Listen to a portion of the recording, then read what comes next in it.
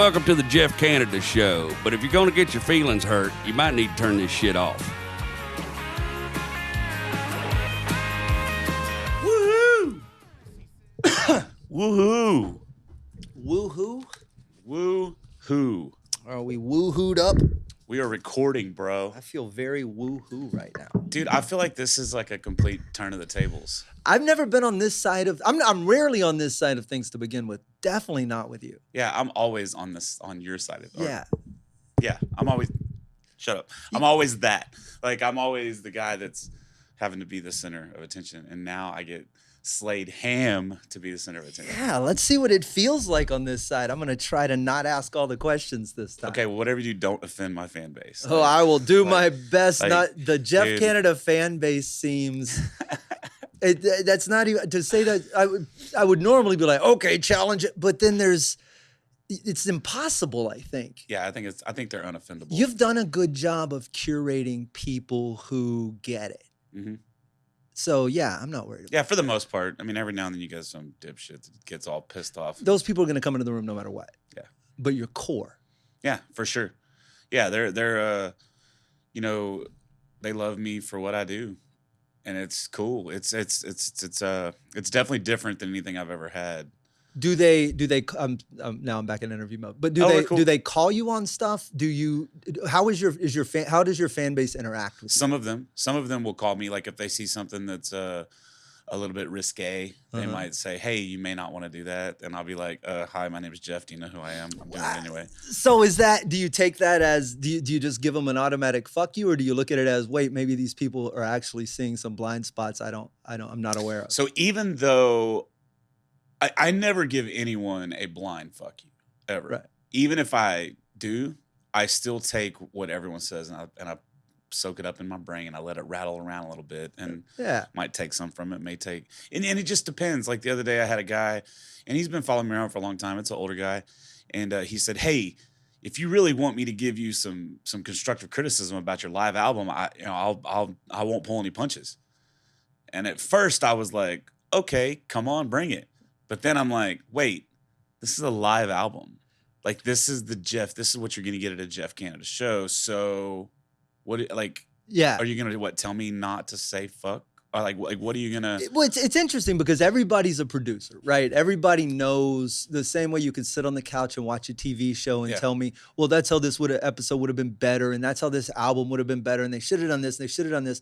But that's all hindsight in post 2020. What we do live on stage is like, I don't know that your input has any impact there. Right. Well, I think it might for live shows. Like, for example, if you come out, different from y'all, like different from comedians. If you come out to a live show and you see a show and you feel that you're tight enough with the artist to say, "Hey, I saw this at your show. Maybe you don't want to do this. Maybe you don't want to do that." Right. And I'll give you a prime example. There's a guy in Houston who he was playing a bar. I went to a show and he was playing a bar and it's like, 11 o'clock at night. And he's up there like preaching. I'm talking about my Lord and Savior, Jesus Christ, that sort of stuff. Mm-hmm. Again, that's awesome that you do that. But you're doing it in a bar where everybody's trying to either get laid or get fucked up or both.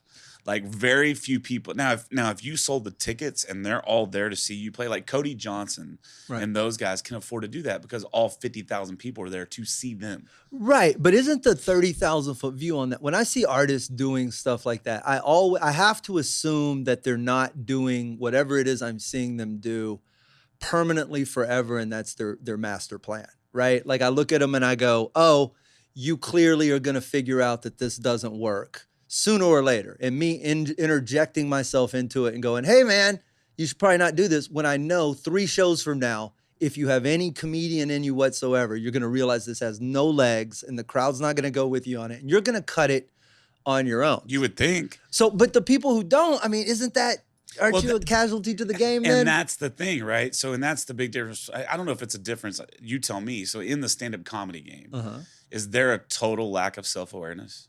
Like overall? Well, one, there has to be. So in the very beginning years, right? Take a comic in his first 2 years. You suck. Nobody's good and you can't be. You can be okay.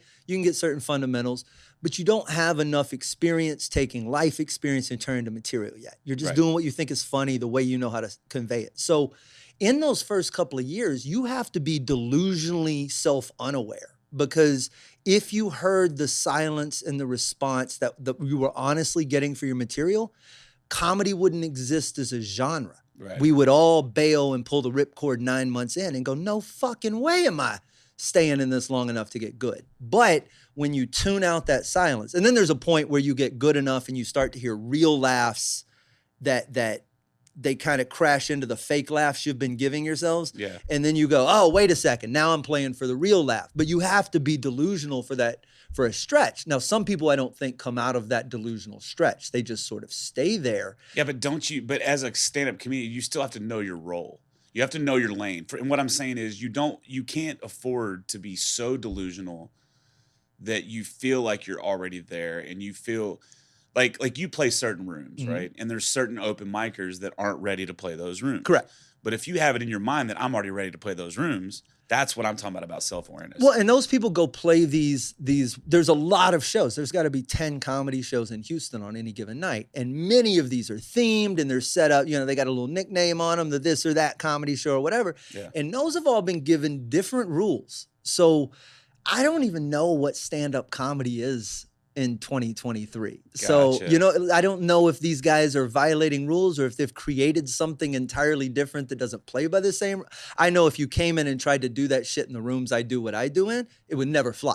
Yeah. But what they're doing in these weird places, they've created a reward system that's not tied to, it's not a meritocracy. It's a weird socially acquired sort of currency that I just don't get. It used to be if you went up and you crushed until nobody could follow you, that's how you got moved up. That's how that was the game. And now it's a very different place that I just don't fucking get it, man. Yeah, so stand-up comedy is my favorite art form. Mm-hmm. You know this. I mean, we've known each other since around 2011, 2012, something like that. Before you started, I remember you setting me down at Sherlock's on Westheimer. Or Sherlock's on West Gray, and you were like, yeah, we're going to start this podcast. It's going to be called The Whiskey Brothers, and you were talking about it, and we were talking about equipment and all this stuff. Yep. And that's been, and that was February of 2011 that we launched that. Okay, so I've known you for probably 6 months or a year before that. Yeah. So 2011, 2010. So 2010. 15 years-ish, yeah. Yeah. And so, and it's, I've got to watch what you've done with your podcast and your other stuff too, the Slade Ham. The experiment that I was on. And it's really cool to see the difference in the way that the Whiskey Brothers has changed since then. You know what I mean? So different. Yeah. And I don't listen anymore, and I know that's bad. There's only so many hours I have in my day, and I don't think that's on you, though. I was thinking about this earlier this week, specifically regarding the podcast. And I think I was cleaning up the studio or doing some stuff, and I found some shot glasses sent by a fan, probably 10, who knows. And it's interesting to think, you're like, wow, maybe, over 15 years of doing which sounds insane. Yeah.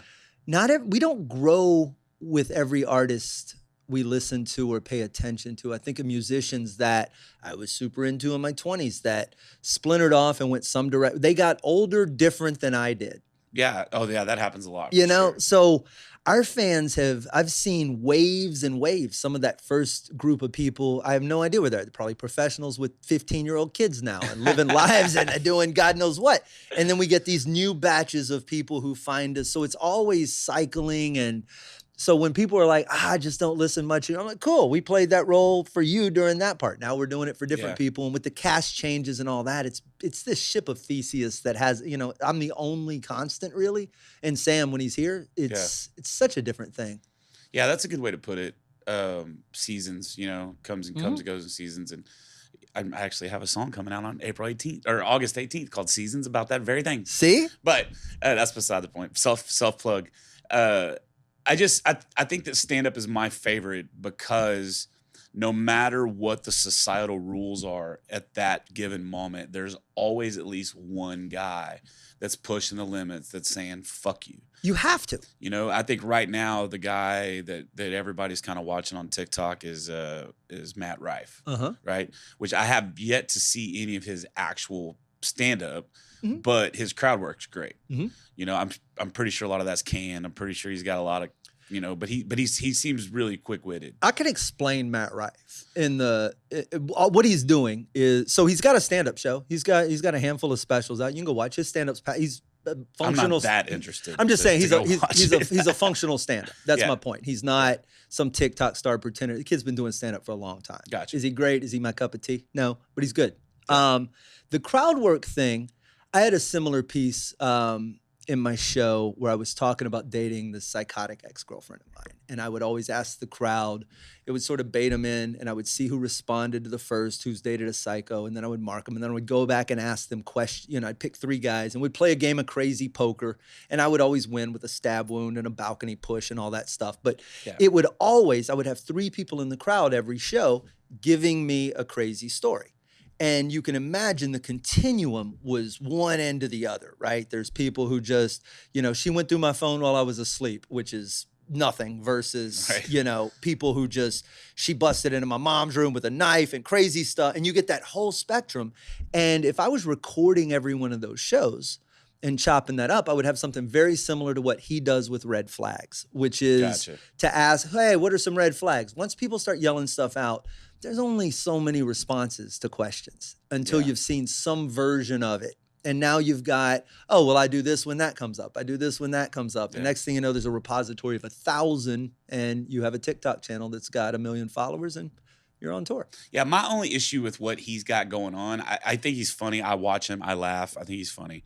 I think anytime you tell somebody go fuck themselves and the rest of the crowd loves it is great. Yes. But I think my main issue that I'm having with him is kind of the same issue I'm having with a lot of the musicians and stuff, is you're basically making it okay for society to come into your comic show I'm talking about it in the new special. And just yell out, you know, bullshit. Like, nobody wants to hear your cum guzzler on this fucking in this thing. Sometimes we do, but to me, you know, I had an issue when I did the live album, and I actually left it on the album. It's on there where I go off on this table and tell them shut the fuck up, because it's becoming more okay for people just to show up to your show, and you know, stand up comedy is a lot like playing in a listening room for us, versus playing in a bar. If you're playing a listening room, those listening rooms are designed for you. You've been to Do-Si-Do. Come in, set up, shut up. Yeah. Listen to the stories, listen to the songs, listen to the jokes, and then go home. And then if the comedian or the musician tells you to get involved, then get involved. But before that, but you can't convey that. So a stand-up crowd you would have to sit them down and put them through the equivalent of skydiving training for them to come into the room and know all the rules. So I just accept these are going to be mainly knuckleheaded idiots, and somebody's going to get drunk and step out of line. That used to be all we had to worry about. Now you're right it is an invitation to participate, because when all you see from a performer, when all their output is outtakes and crowd work. And when you tell someone that, when an industry tells you that you have to have a TikTok channel, you have to have short content, you have to have all this stuff, it is physically impossible. You know this with music, I know this with comedy, to generate enough original professional content in X amount of time to give them like studio recorded stuff. Yeah. In short, you can't do it. So you start looking for these live moments, the things that were ephemeral, right? They happen in the room. This will never happen again. That lights me up. I love that shit. But to an audience member watching this, they're going, oh, these are the rules of engagement. Right. When I go, if I have something to say, I say it. He makes fun of me. And then I go on TikTok and I'm kind of viral too. Yeah. We should treat these people. I think if anybody's going to put these clips out, you should treat them the way we say the media should treat serial killers. You should blur their face out. You should make their voice more. That person should get 0 credit for having been the asshole in that crowd. Yeah. And when you anonymize them and let the comic be the hero, I wouldn't have nearly the problem with it I do as when 45% of the time is spent with their camera on the audience member, just in the hopes that this is going to get shared. It's just a dirty, that's not what I signed up for. Right. It's not what I do. Yeah.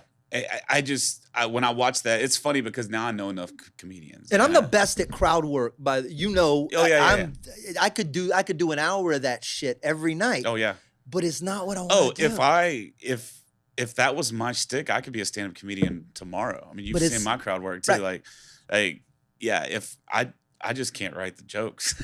I mean, I can't. That's an important part, by the way. And hey, if it was, I'd be a country musician if it weren't for that. Yeah, if all I had to do was talk shit to the crowd, but they want you to write country music and they want you to sing country music, and then I got to learn the guitar. I know there's so many musicians. I mean, so many comedians now, and I've had conversation with you and Rob and all these guys, and then Chad Prather. You know, a bunch of comedians, and I know what it takes to build a good solid hour, or what it takes to. It's the hardest thing I've ever done. Yeah, it's insane, and people don't realize, people that didn't dive into comedy like I did. You know, I'm a huge comedy fan. Like, I watch almost every special that comes out. If I like you, I'll watch it more than once, because I love taking a Louis C.K. special and watching like 6 times. Yeah. 3 sober, 3 high. Yeah. And like, really, because different jokes are different. You catch different parts every time. Yes. But then there's some comedians, when I see their special, I'm immediately like, I'm not going to watch this. Well, there's, man, Trey Tutson, a young Houston comic, and one of the Whiskey Brothers, talk about it a lot. But about what a special is, right? Like, I've put albums out in the past that are 50 minutes or plus, whatever, of stand-up, but they're not coherent, complete thoughts. They're albums they're live shows that I happen to be doing 50 something minutes of just reading the room and doing old stuff, doing stuff I've never recorded, but not with purpose, not with like, I'm going to go out and I'm going to say these things in this order. I've thought them through all the way out. They're fleshed out. The loops all close. Everything tidies up in a nice, it's boom. Here's the show. It's about a thing. That's fucking hard. Yeah. Oh, I can imagine. I mean, just the one time I tried to do 2 minutes or whatever I did, plus I got really drunk, but like, I don't know. Comedy's so weird because the only way to get better is stage time. That's it. Yeah. You have to be on it and you have to be in front of people. But what sucks is when you're trying to work out this 5 minutes or 10 minutes or whatever you're trying to work out, you are playing in open mics rooms that are predominantly other stand-up comedians that are trying to do the same thing you're doing, but don't give you the same courtesy that they want. That's what I've seen in open mics. No, comics don't care. But comics are the most cutthroat, backstabbing sons of bitches, because almost every comic I know believes this is a zero-sum game. They fully believe that if you get something, I can't get something. Same with music. That is the entertainment business to begin with. Then you create a live training environment where all of the feedback you get is audible, tangible shit from an audience made up of nothing but people who want you to fail. Right. That is, it's the most, and then you're supposed to take that data and go back and do something with it. And get funnier. It's madness. Yeah. So that's those first couple of years, that delusion, that shit I talk about you having to have, not hearing the silence, that all goes in that bucket of stuff you can't hear. You have to go home, you have to watch the tape, and you have to really trust yourself that I know there's a nugget of funny in here. I thought it. I know what funny is. I make people laugh. Now my job is to take that chemistry and recreate it in a form that is replicatable, that I can take on stage and then do every single night. And you're trying to do that while people are withholding laughs, and then fake people are laughing, and you don't really know in the first place. The whole thing is a sickness. Yeah, it's crazy. There's not a fair, with music, if you told me to learn a song, I could sit down with the guitar in my living room with no one here and play that until I got it. Yeah. But because there is an objectively correct way to play that song.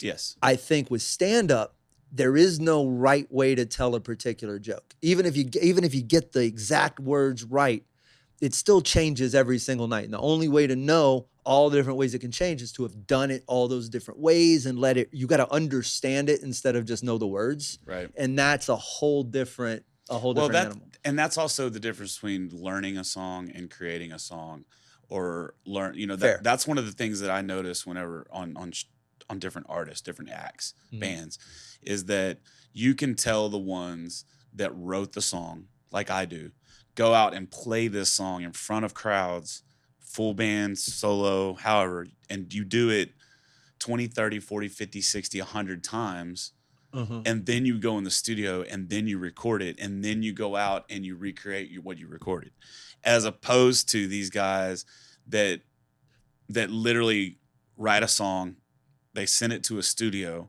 the studio does all the work, they go in, sing the song, they release a song, and then they go tour playing that song. Right. And those you could tell the difference between the songs that have been worked out in front of a crowd and worked out how you're going to play them live versus worked out just in the studio. I don't think there's a way to fake live feedback. No, there's definitely not. It's a because I also don't think there's a way to teach someone to assimilate that feedback, right? Yeah. Like that, there is something between a performer and an audience decides in a weird way how the art's going to come out, right? Yeah. I know what I'm trying to make, and I get on stage and I try to say that. And then an audience will, in their own weird, non-responsive way, or by laughing prematurely at something I didn't necessarily think was funny yet, right? Like you're like, oh, that was just the setup. You're laughing at it. Well, that's something. Yeah. Cool. I get to count this extra laugh. Maybe we play and amplify that a little. But there's something that goes on in there, and your brain starts to automatically adjust the way you do something. You file. It's not like I come back and actively am writing down the milliseconds that, you know, they paused here, they didn't do. Your brain just takes it all in and goes, okay, well, next time I do this, I'm going to make all these adjustments. And you just sort of do. And that's repeating that over and over and over is how I think there's a joke in this new set, right? So it's like an 8.5-minute story. The first version of it was about 4 minutes long. It was okay. The ending wasn't great. It worked about 60% of the time, which is a terrible hit ratio for a joke. That's a fine ratio for a tag, right? Maybe you get it, maybe you don't. But if the real joke is only hitting 2/3 of the time, you're in trouble. Yeah. But I like the joke. So you go, all right, what's the best way to fix this? Clearly, it's the beats are hitting. I'm just missing on the end. And I know when the crowd makes me feel uncomfortable. And it's every time I get to these two parts, and my brain on stage started resolving that problem. I'm finding myself going up the 10th or so time I do the joke, and I haven't fixed it, but my brain is like automatically, before I get to the part that's going to kind of dip a bit, it's in panic mode and it's scrambling for the shore, and it finds a better line, and you end up doing it and you go, damn, now I'm keeping it. Yeah. And whatever that subroutine is, as artists, we have to train it and we have to trust it. And we have to use that audience feedback, whatever it is. It's just a variable in that equation. And I think the race for me is to master that whole equation, to just have it down, to go, man, I can take a funny thought and then I can build off of that. And by the time I finish globbing all this other stuff onto it, here's a cohesive hour about a thing. Let's go film it. Let's put it out into the world. Let's do the next one. Yeah. Because they just keep coming now. Yeah, that's the same with songwriting. I mean, like there are songs that I have written. That's why I don't just go straight in the studio and start recording, is because there's songs I have written that I figure out that the cadence of that line does not necessarily work live. Yep. Or sometimes I'm going to play this song a little bit faster and there's too many words in that phrase or whatever. But there's also things like, and probably with you guys too, mic placement. You know, that's it. Block. If I'm going to have like a part where I'm making a sound effect, what's the best way to do it in the microphone? Mm-hmm. Or if I'm going to yell something, like I know you do that sometimes. You're like, you know where to hold the mic where it still picks up to the crowd, but not in like a fuck way. Right. So there's just so many things that being on stage, you just can't replace. Well, you mentioned that a second ago. So do song tempos or cadences change? So I don't know. Like if you write a song, do you write it at a certain BPM? Like does your brain think of it at that temp, like that specifically, or are you just like? Sometimes, but mostly what I do is I'll write the song and I'll come up with the lyrics and come up with the music. I'm so whatever. Ignorant. These may be ridiculous questions. No. But I'm very curious. Yeah, and I'll have the song kind of down, right? But I don't spend a lot of my time in my room playing the song, right? I just basically come up with the skeleton. I'll have the lyrics, kind of have the chords and this chord structure. Right. But does a ballad ever become disco by the time you tape it? Oh, for sure. Yeah? Yeah, absolutely. I mean, what was the song? Backseat Rendezvous. You know, we recorded on the album. It's a bluegrass like crate. And when I originally wrote that, it was much slower. Yeah, I know the original version. Yeah. So yeah, that changes. I mean, all kinds of things can change, but really it's in between the time I write the song to the time I get on a stage to play. Like what I'll do is, like right now I'm working on a song called Back to the Whiskey I wrote. So I play it live at every show, no matter what. I don't care what the situation is, I'm playing it. And so it's getting better and better. The cadence is getting better. My tempo is getting better. But also the tempo I play it live may not be the same tempo I play it recorded. Right. That's another kind of issue I have. Not issue, because everybody can do whatever they want to do. There's no right way to do it. But like these bands that play to click tracks, you know, they just you got a metronome and you're going. The whole time. Is that How annoying that is? Yeah. You literally hear that the whole fucking song. You know, but my favorite bands and myself, I like to play to the energy of the crowd, energy of the stage, energy of the musicians that are on stage with me. And so my favorite bands are the same way. You know, Pearl Jam, they don't use click track, you know. Right. A lot of their poor lighting techs having to do everything by hand. yeah, right. And it's, you know, I get why you want to have it be consistent like that, and I'm not knocking it. It's just not for me. Right. Like I like to play different. Well, you know, so I've been going through to me the art of stand up has for 20 something years. I've just taken the stuff I've written, shoved it all in a backpack, climbed up on stage, and gone, all right, motherfuckers, let's go. Yeah. And then I just start picking rocks out of my bag, and this feels like this, and then I throw it at them. But for this last year has been, you know, working for the special, which means that I don't have the luxury of just going on. I made the biggest blunder in Ottawa going up. I was there Tuesday through Sunday. They were doing a contest Tuesday, Wednesday, Thursday before the show. So a bunch of locals. I love that stuff. Very cool to watch. Everybody kind of kicked ass on Tuesday. I had a great show. Wednesday, I went up. The comics in the contest it didn't start well, got kind of rowdy. By the time they went to pick up the votes, they had turned the house lights on. Everything devolved into a bit of chaos. Yeah. And then they bring me, you know, the MC does a few more minutes, brings me up after the room calms down. And I should have gone up there and sat in the chaos and said hi and ordered a shot and talked to him for a minute like a human being. But I was in my head, man, you've only got 40 minutes, man. Don't waste any of this stage time. So I went right up and rolled right into the show. And I knew 2 minutes in, I was dead in the water. Yeah. I was like, what am I doing right now? This doesn't feel, and I just sort of stopped. And I talked, and I went into some crowd work. I threw the script out of the window. I played a little bit, put the show back on. But it was I would rather be constantly dodging live fire than reading a script all day, every day. Yeah. That's just. Yeah. Well, you're the kind of guy I feel, I mean, I know you good enough now. Like, I feel like you're a guy, like, you operate better in chaos. Yes. Like my whole life. I mean, you create your own fucking chaos a lot. I've learned to stop that. But just to, you know, it's really funny to watch sometimes because I'm like, you'll post a post sometimes. I'm like, yeah, but you kind of brought that on yourself. Sometimes I do it. There is moving parts. I know how to. I've just spent almost my whole life. I'm the child of divorce. Then I was a latchkey kid. You know, I was in fights all through middle school and high school, not fitting in. You get out of that, you're in the world of bartending and stand-up comedy. I've been in crazy relationships, almost, just toxic shit. So I only know how to knock stuff out. If I wake up and nothing's really coming at me, I'm kind of not bored, but I'm just not comfortable. And I've spent a lot of time recently sort of learning to sit in that and be like, you know what, man, maybe you don't have to run towards every gunshot. That's like that's a real muscle I have. I've noticed it in friends, even overseas traveling or something, there'll be a sound or a noise and everybody's reflex will be away from it.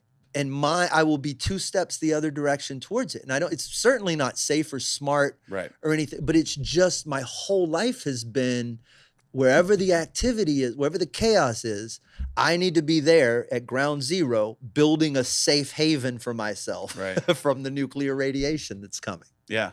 You've been like that since I've known you. It's a hard thing to shake, but it's it's weirdly, the more I've been fighting against it, the better I've. Well, and we're also getting older, you know, like I know that I've had some bad habits that I wouldn't say they're bad habits. They're who we are. They make up. I mean, I don't think you would be near as good of the comedian as you were if you weren't like that. No. You know? And same thing with me. Like if I didn't put myself in these fucked up cocaine driven weird situations, I probably wouldn't have that first record. No, there's a point where I think, because stand up and again, there's the overlap is incredible. But if you're making art, period, you're basically trying to go out and empathize with as many different ways of seeing the world as you can, and trying to write about it, trying to create something that shows the way we see it, right? And I need other perspectives out there to make mine matter. For mine to hold up, I need to press it up against other shit. Right. Hey, this is what I believe.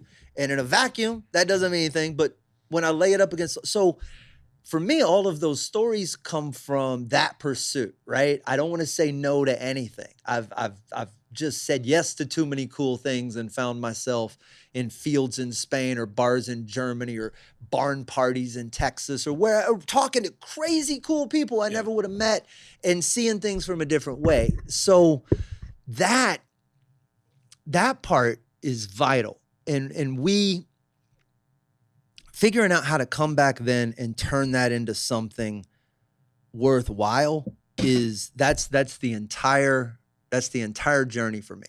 And that's what all those old stories were. Me chasing, what am I supposed to be doing? Yeah. What do I think? How do I feel? What matters? And I was doing it through stand-up, which I was good at, but I wasn't great at. And I think a lot has changed where I finally gone, all right, man, you're not some 8-year comic right now. You're not some dude who fresh out of the open mic scene trying to make it as a middle. I've put almost 60 countries. I've got albums now. I've made films. So I still got the same imposter syndrome, I think, that I've woken up with every day of my life for my whole life. Same here. But there's also a part of me that has broken off from that, and I can see tussling with that imposter. And he's like, hold up, man. Here's a bucket full of work. We messed around and wrote some of it down, and look. And he holds it up, and that imposter for a second, well, you know what, man, I'm gonna go grab a drink and let you two talk it out. And that's the fight that happens every morning. And same with me. Now that I've gotten better about it, now that I've sat with a lot of that, and I've sort of, bolstered up my own confidence and rationalized away some of the failures and some of the friendships and the things that didn't work. Now I'm kind of able to sit and go, all right, man, maybe you ain't got to go run over every corner. You got a bag full of tools. Why don't you just do something with those for a second? Yeah. And man, outside of the chaos and this little quiet place I've been spending time, it's the best I've ever been. I've written the best stuff I've ever written. I sleep better than I've ever slept. I'm in the best shape I've ever been in. It is just every measurable thing in my life is better. Yeah. So, I wouldn't trade the chaos and the pursuit of it because those are the tools in the kit. Right. But somebody said it. There was a quote about, what was it about? They were talking about you need gas in a car, right? They were equating money in a business to gas in the car. And you need the gas, but any trip you take should not be a tour of gas stations. Right. And that's I like that. That's sort of the way, all right, yes, I needed all the chaos and I need all the stories and I'm never going to stop living my life. But also, maybe it's not supposed to be just a tour of chaos stations. Yeah. Yeah. Maybe you need to stop and tell the story in a wine bar where people are civilized. Yeah. It's, there's so many different crazy things that we have to navigate as artists, that being one of them, also being we don't have to live in our art 100% of the time. And that is the hardest thing. It's like you can be an artist and create art, whether it's comedy or whatever it is. But locking your room and working on a painting for 6 months and never, ever going out and breathing in the fresh air or getting in a relationship or whatever, not living life outside of your art. You like, but those are. Do you not think that those people? Because I've been that guy. I am that guy right now. I mean, well, I'm not as bad, but I've definitely been that guy for the last few years where it's been like, no, I'm all in on this. This is it. Everything's going into this. Every decision being made is about this. You know, no, I'm not going to go on this vacation because I got to do this. And it's one thing to be that driven, but it's also another thing to look back and you're 44 years old and you've not done some things that you probably should have because you've been so overly working on this. And the truth be told, once you pull back a little bit and start living your life and not focusing 100% on what you're doing, then that shit starts doing things. It does. Well, it starts doing things.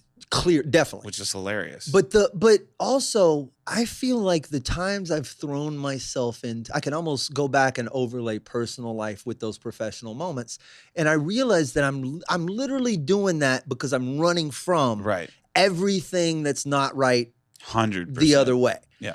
And when I slowed that down and you make room for, all right, man, let me clear all this out. Let me get some good stuff in my life. And then you can the balance comes back. This gets amplified. The regular life everything gets better. But it's throwing yourself in that process too is just like the chaos, right? I appreciate now the more balanced work life, right? Like my brain doesn't turn off. There's notebooks everywhere. There's apps I'm capturing ideas 24/7. I can't make that stop. That's not going to stop in a relationship. That's not going to stop at death. My brain processes the world that way.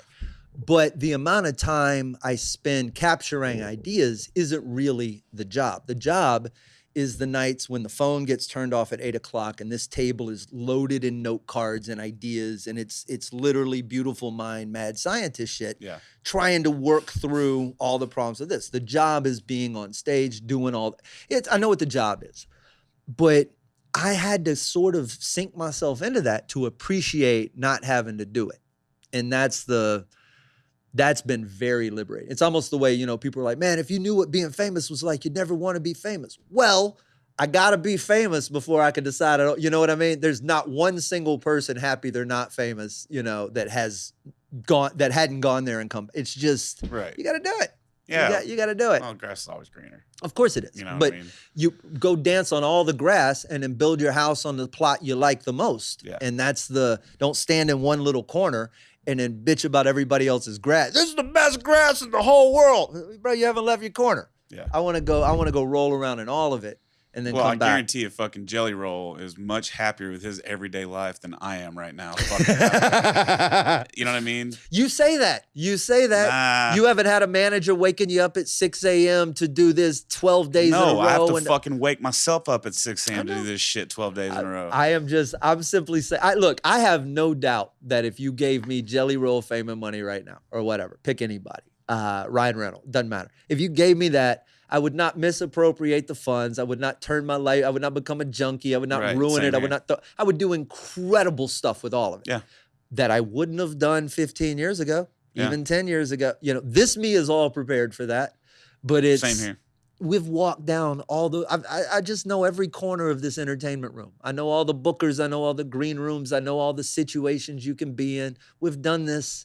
It's my whole life. Yeah. It's all I know. But I've lived off one can of tuna for 2 days. Mm-hmm. So I'm not going to bitch because I have zeros in my bank account and I can afford a fucking porterhouse steak. That's what I'm trying to say. They say that money doesn't buy happiness. No, it doesn't buy happiness, but it eliminates a lot of the fucking misery. It doesn't solve all your problems, but it solves all your money problems. Yeah. Which a lot of the problems are money problems. Yeah. I mean, if, especially, and we could talk about that. Like right now, that's kind of the thing I'm looking at right now when I'm looking out at society in general. Okay. It's like, how in the fuck are normal, everyday people managing? Like, how does a household that makes that? What's the average income? 40,000. I don't even know what 36. it is. Yeah. Okay, so let's just say 40. How does a household making $40,000 a year? How do they make it? I don't know. Like, not only how do they make it? Like, I can probably figure out how to make it on that, but how you make it and have a happy life? Yeah, I could not die. Right. I could pull that off for sure. I could.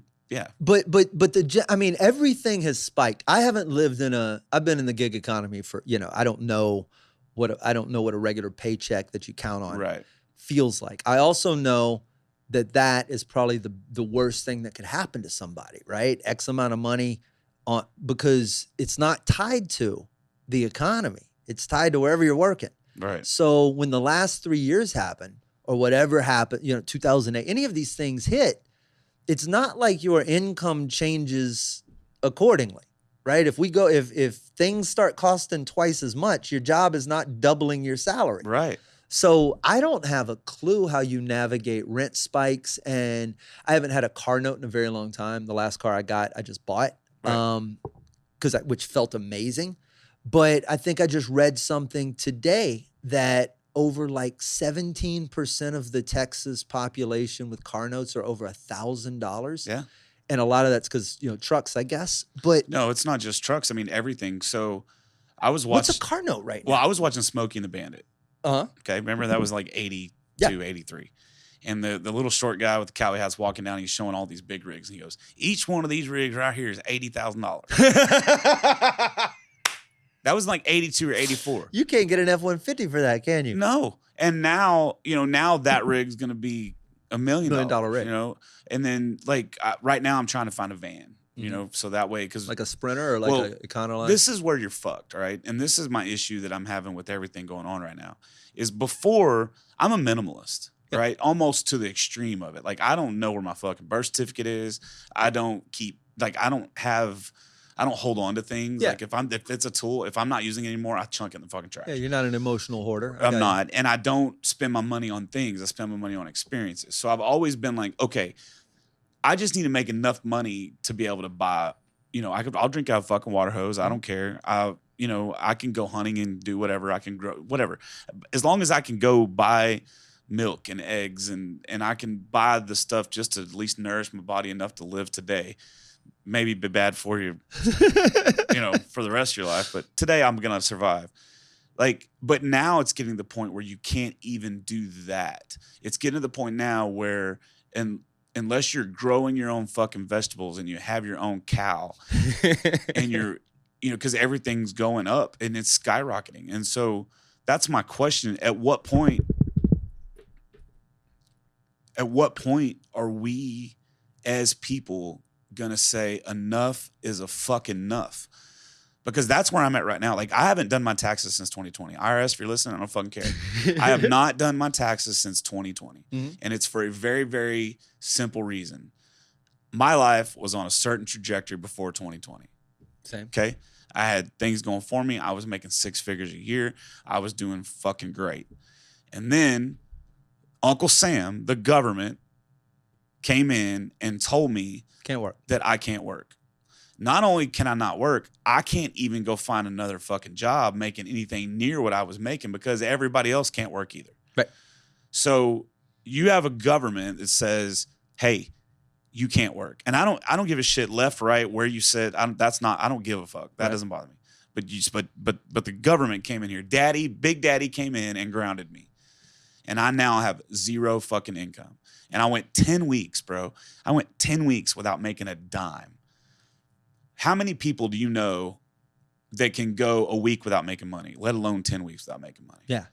All of us are living fucking paycheck to paycheck, gig to gig. And I'm not just talking about gig workers like us. I'm talking about just everybody. And so now, but you want me to now that I'm working in, now that I found a way around your fucking bullshit, you want me to now take a percentage of what I'm making and send to you so you can fucking spend it again in some fucked up way? Like, I remember seeing this thing. I don't remember what it was, but if you were to take all of the money that was spent on COVID, right, not the vaccines, but the actual PPP, those programs, protocols, and the money that's sent to Ukraine. I don't give a fuck. I'm an idiot. I'm a musician. Put it in the box. Yeah. If you were to take all of that box money, of our dollars, that's a good. We'll label it our dollars. You could have sent every fucking household in the United States $1 million. Wait, there's 340 something million people on the planet, not 340 something million households on the planet. Oh, fair. That's true. It's probably like And so how many trillions of dollars did we spend on it? Interesting. I hadn't done that math. You could literally send every household in the United States $1 million. Think about how different the landscape would look that instead of sending the money to all these corporations. What happens if everybody's a millionaire, though? Here's my question. Who mows your lawn for $40 if everybody's a millionaire? Well, maybe so, but then that's a whole separate situation No, than I'm where just we're asking. at right now. Yeah, no, I'm not arguing it. I'm just trying to picture the this economy. fucking problem. They've created this problem because they keep trying to make their jobs pertinent and pay their salaries. Well, Washington is Hollywood for ugly people. Washington, D.C. is just... That's so perfectly said, the only way I dude. know how to describe it. No, it's perfect. But these people are also, their job is to keep their job. Yeah. There is no... But we, as a people, eventually have to be like, well, and enough as a fuck. This goes back to the beginning. There will be a point where people just don't participate out of either sheer apathy or inability or exhaustion. Or this is not sustainable. No. It is, that I know for sure. And at some point, this election it takes a while for things like this to really poison a populace enough to make them turn.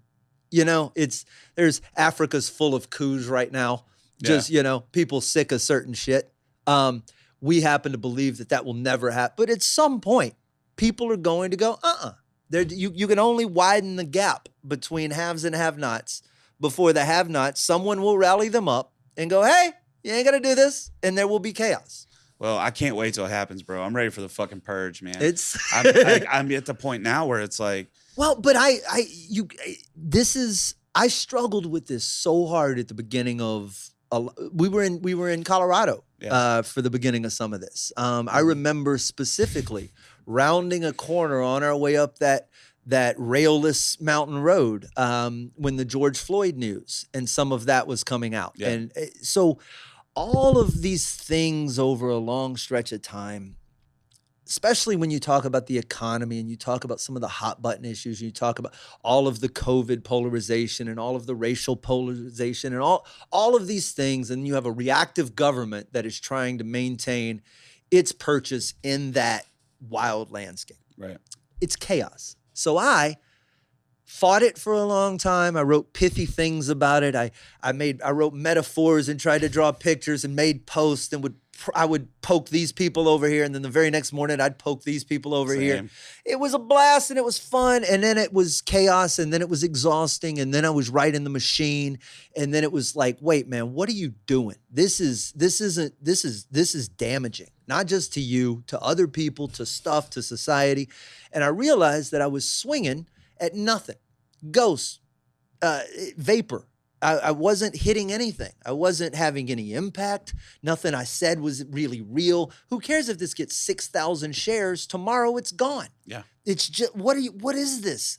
And that, when I kind of came to that conclusion, just went, okay, you got X amount of bandwidth.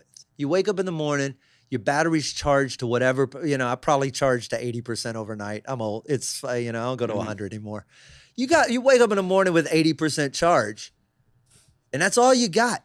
Yeah. I can only point it so many directions. It is, for a while, I'm throwing myself solely into my work to the exclusion of other human beings. Then you try to add other human beings to the mix. Try to get all of that right. But I can't play the game of being mad at the upper levels. If I can't touch it, I don't want to fight it. Yeah, I'm that way too. But I think that's why I'm starting to get more agitated, because now it's starting to come into my backyard. Where I was before, I was like, if I can't control it, I'm not going to get mad about it. If if like you said, if I can't touch it, then who gives a shit? Right.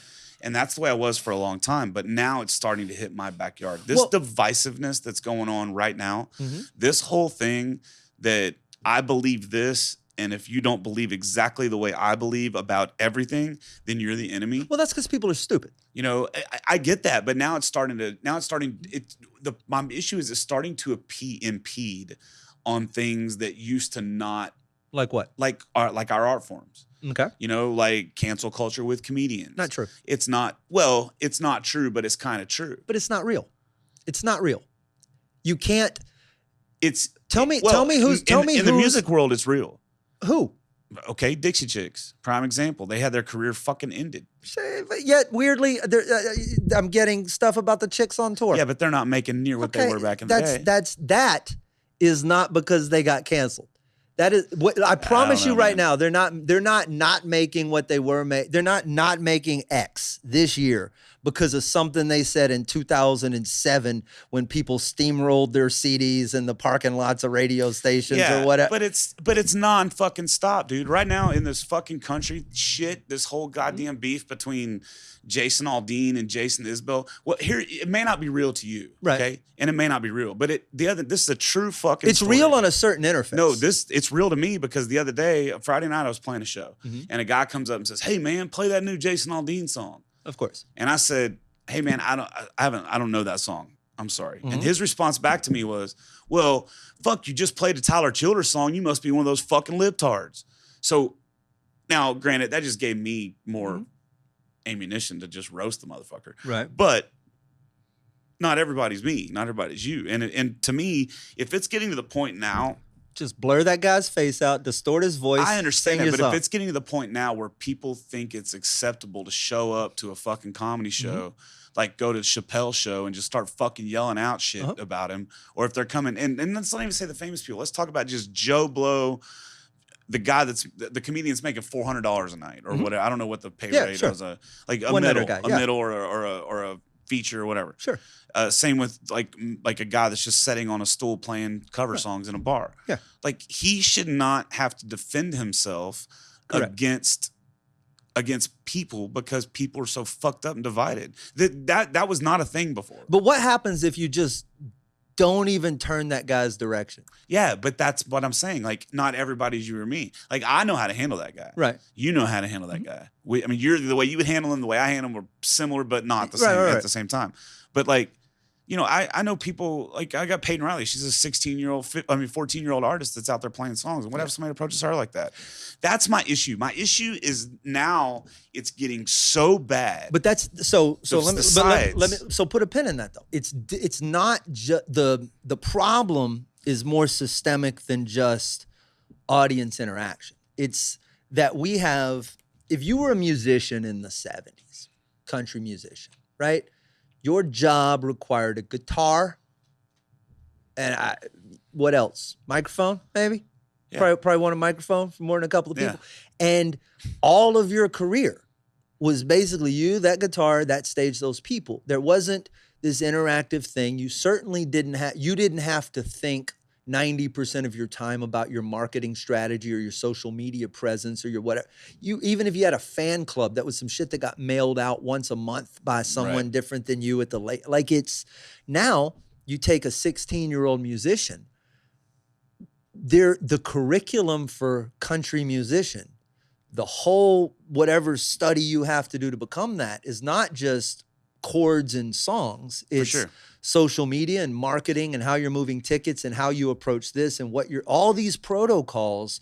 And with that comes fan interaction and all of this other stuff that I just think they have to take into account. It's difficult for us because we learned analog and digital, right? We know both. I know the unimpeded world of stand-up where there were just regular drunk hecklers who didn't feel empowered by the internet. Right. But my attitude towards them is the same it is towards the government or anything else. There's just a point where I go, there's past a certain line, my arm won't reach, and there's just craziness. And I want to do this over here. And the problem is all the stuff I want to do involves keeping the door open to all that crazy. The government gets to get in. The people get to get in. It's unless I want to make stand up in my closet and pump in laugh tracks and convince myself that I wrote unless I want to do something so out there and unorthodoxly alone, then I got to contend with all that. And I can't fight them. When the government shit went down with COVID and everything else, I just went, okay, new physics. I can stand on the corner and be mad that nothing goes down when I drop it anymore, or I can start to build stuff that takes advantage of the fact that gravity apparently goes up now. Yeah. And I'm infinitely better in that space than I am screaming about it. And I did the screaming, I did the fighting, and I did the, you can't do this. I've done that my whole life. I've done it to crazy partners. I've done it to bosses. I've done it to jobs I couldn't handle. I've done it when the government stuck its foot in I've done it every time. And the only thing I know is me screaming just makes people punch me more. Yeah, but I just think that right now, the people who have the megaphones are the people on the fringes. But it's why I don't disagree. And there's no one. I don't disagree with the leadership on the fringes. Listen, somebody, it's got to get back to the point where there's an adult in the room. Okay. It's and I'm not saying you have to be that adult. I'm not saying it's my responsibility to be that adult. But at some point, someone has to stand up and say, listen, children. Yes. But I think you have to, I think. But instead, what we're doing is we're doing exactly what you say we're doing. We're kind of apathetic to it. It's not even apathy. It's you. I just think it has to be shown. There's so many people talking about it. Everybody knows. We all know that this is messed up. Yeah, but nobody's talking about it. I mean, there's some people talking about it, but my problem is when they talk. Like Candace will tell me, like I'll get mad about something. She's like, shh, don't say nothing. Like there'll be a shitty service at the bar, and she's like, don't say nothing. Don't say nothing. And I'm like, that's the fucking problem. The problem is no one is saying anything to these fucking retards. But you can't, because this comes back to what you said earlier. Because I just said retard. No, I didn't even hear it. It's my. I don't even have any listeners. No one heard it. What you mentioned, you alluded to it earlier though. When two people are talking and they act like the other person couldn't possibly. I can't believe you see the world that way. Right. We're still living in that bubble. And we need to be in a place where you go, okay, holy shit, you see the world that way. Now what? We're not to the now what place. We're still in the, you don't see we're not agreeing that we're even looking at the same thing. We should be like, yeah, it's clearly an apple. You see it from the half with a bite taken out, and you see it from the half where there's no bite taken. But we're both looking at an apple. Now let's walk around and talk about the actual apple. But no one goes that far. We're all still, this is fresh, man. You forget, I say you forget, people forget, we forget, I forget that the internet and this whole world we live in isn't but like 10 or 15 years old. This goes back to maybe the mid 2000s when MySpace before that, we really lived in little boxes. We lived in little microcosmic neighborhoods and hung out and worked with the people who were like us. And we heard tales of other things. And yeah, some of us got out into the world and experienced it. But for the most part, that was that shit over there. And this was all the right stuff. Right. And we just live there. Now we we knock all the walls down, throw open all the doors. We pump all the radio stations into the room at the same time. And everybody's just a bit overwhelmed, where it went from all the doors being open to suddenly everybody had to have pieces of we all had to sort of homogenize, and you have to incorporate this. And you're like, wait, this neighborhood doesn't have any of that. We don't even drink coffee. Put the Starbucks on the corner. And you're like, well, wait, nobody. And that's what I think society's kind of sitting in right now, is just an onslaught of suddenly everything all at one time. And you don't know how to make sense of it. So you just go, and cover your ears and find people who think like you, who also will go, and you huddle up together. And we're just in a weird.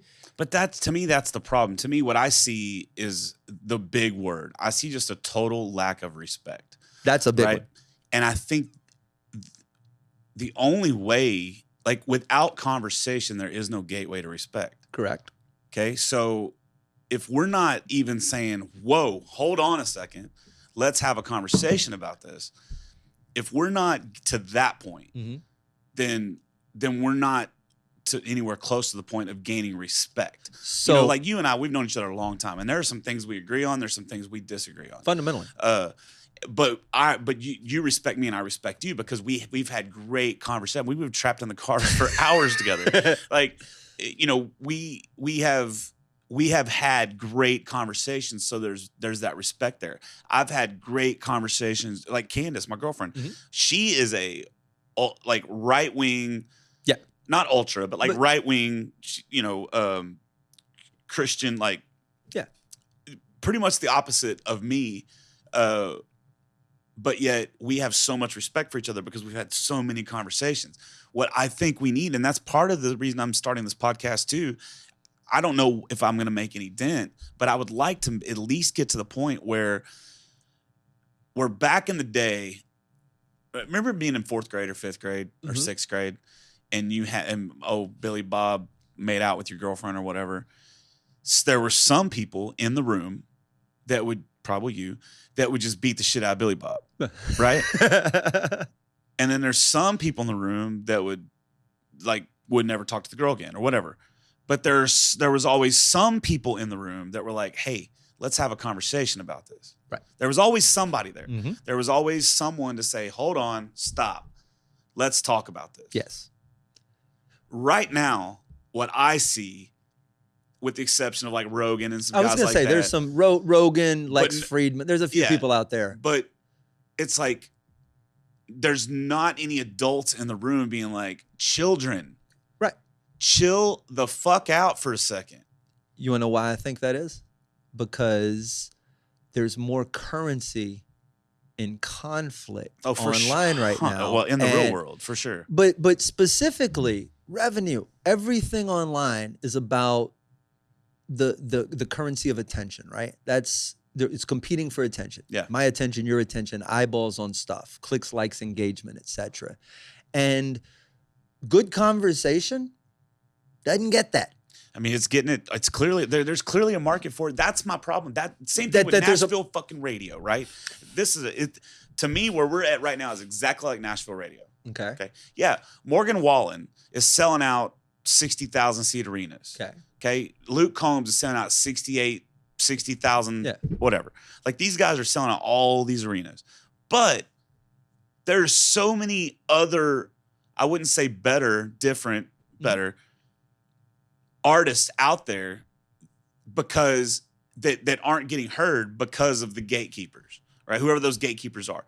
Same thing with, there are people like Rogan. There are people out there that are talking about it. The problem is the gatekeepers, the information gatekeepers are not allowing those conversations. It's partially their fault.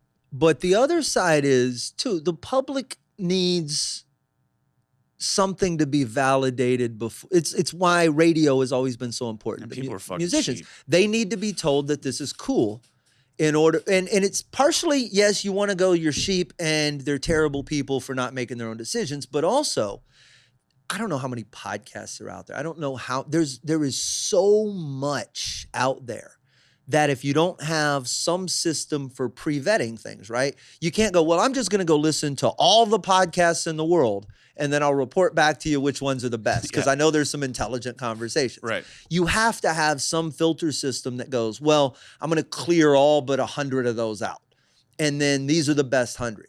Well, clearly they're not the best 100. It's the best 100 that were curated or collated by whoever put that together with tons and tons of it because algorithms push shit out of the way all the time, just being lost in the shuffle. I'm sure there were 100 podcasts that came out for the first time this week that are really intelligent. Yeah. But you're against 40,000 or 100,000 other ones. And the public doesn't have the ability to sort through all of that. So yes, those information gatekeepers are important, but so are the ones who disseminate that information. Okay, so how do we get to the point where what's not selling is Karen and what is selling is Tom?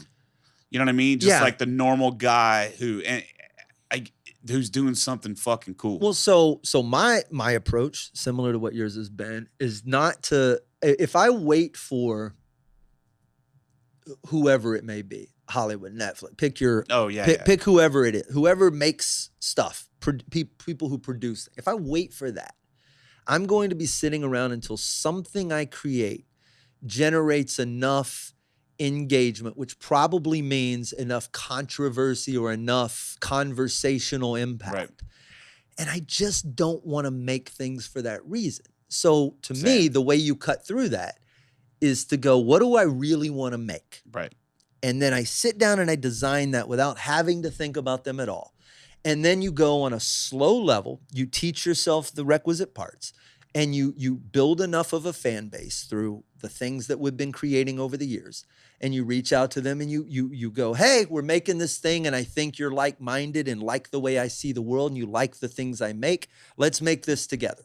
And you pull the money. Now, maybe you do that through sponsors. Maybe you do that through just producers. Maybe you do it through fans. But once you have that in your hands, you make a goddamn great thing. Like a cult. Yes, exactly. And then you get the Kool-Aid, and then you trick everybody into a barn, and then it's 100%, and then we're all flying behind the star on Friday. But I think if you do it on that small level and you try to, instead of screaming at the world that just can't hear, it's just because they're facing a jet engine, and you're trying to sneak up behind them and go, ah! Yeah. They can't. So you find the people who don't want to hear the people who have put their hands over their ears and fallen off to the side, and you go, hey, you seem to be a little troubled by what you're experiencing. This may be for you, it may not be. I'm not selling anything. I'm seeing the world different over here because I got tired of the engine, and this is kind of how I put it together. And if you do that and you make something really great, I truly do. We'll see. I may be totally wrong. We might sit down in a year, and I might be working the same gigs I'm working now for the same people. I might be running for fucking president. All of this could be different. But I truly believe that this is a different way. That starting smaller, always getting people together in that group, and then I'm in an environment, an ecosystem that I do have some control and impact over. Right? I'm not when I go online and I talk to these people. I'm not doing it just in me and everybody yelling about the world. We're in a very specific place, talking about very specific stuff from different places, but not in contention with each other. More curious. Yeah, the yelling at each other part's not where I have the problem. Like, we're always going to do that. That's always going to be an issue. But it's missing the respect. Yeah, it's missing the respect, but it's also what we're yelling about. Mm-hmm. You know, it's what is being spoon-fed to us by these gatekeepers that we're yelling about. Because they know they know what is going to get engagement. Yeah, and it's just crazy. Well, but the problem is the minute you say so-and-so can't use this bathroom, you're going to get 1,000 people who have an opinion about how bathroom coding works, how gender biology, how they will know about the legal constitution of North Carolina.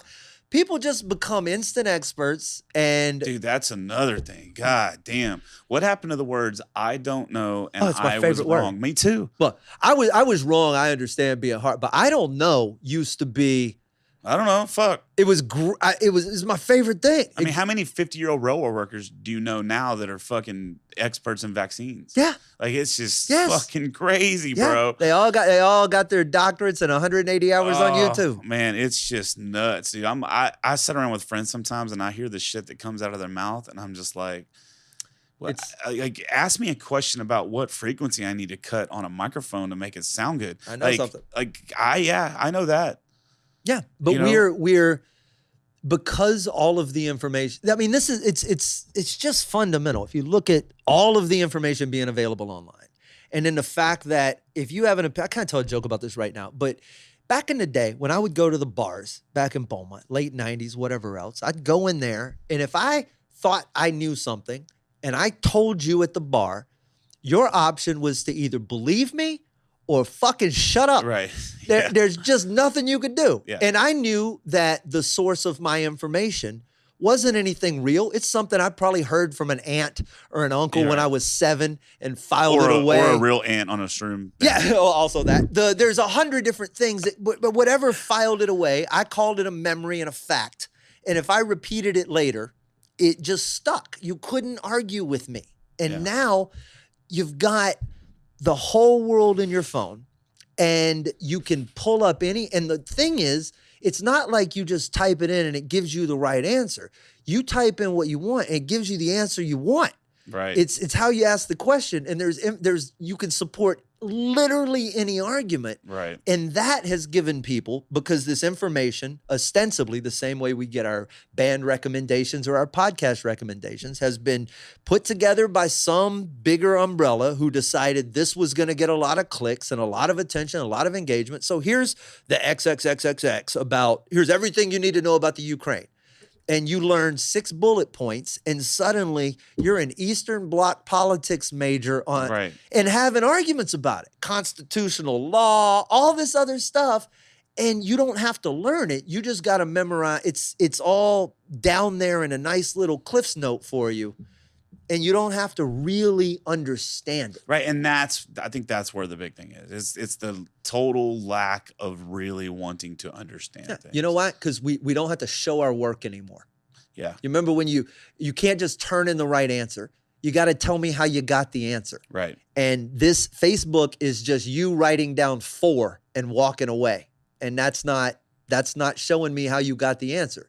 That's somebody you either got 4 off this dude's paper, or someone leaned in and said 4, or you heard 4 on the morning radio on your way to work, and now 4 is all you want to talk about today. For sure. But show your work. I don't care what it is you believe. Yeah, I'm output only now these days on Facebook. I mean, I'll if I open it up and I see something that interests me right when I open it up, I may respond to it, but I do not scroll anymore.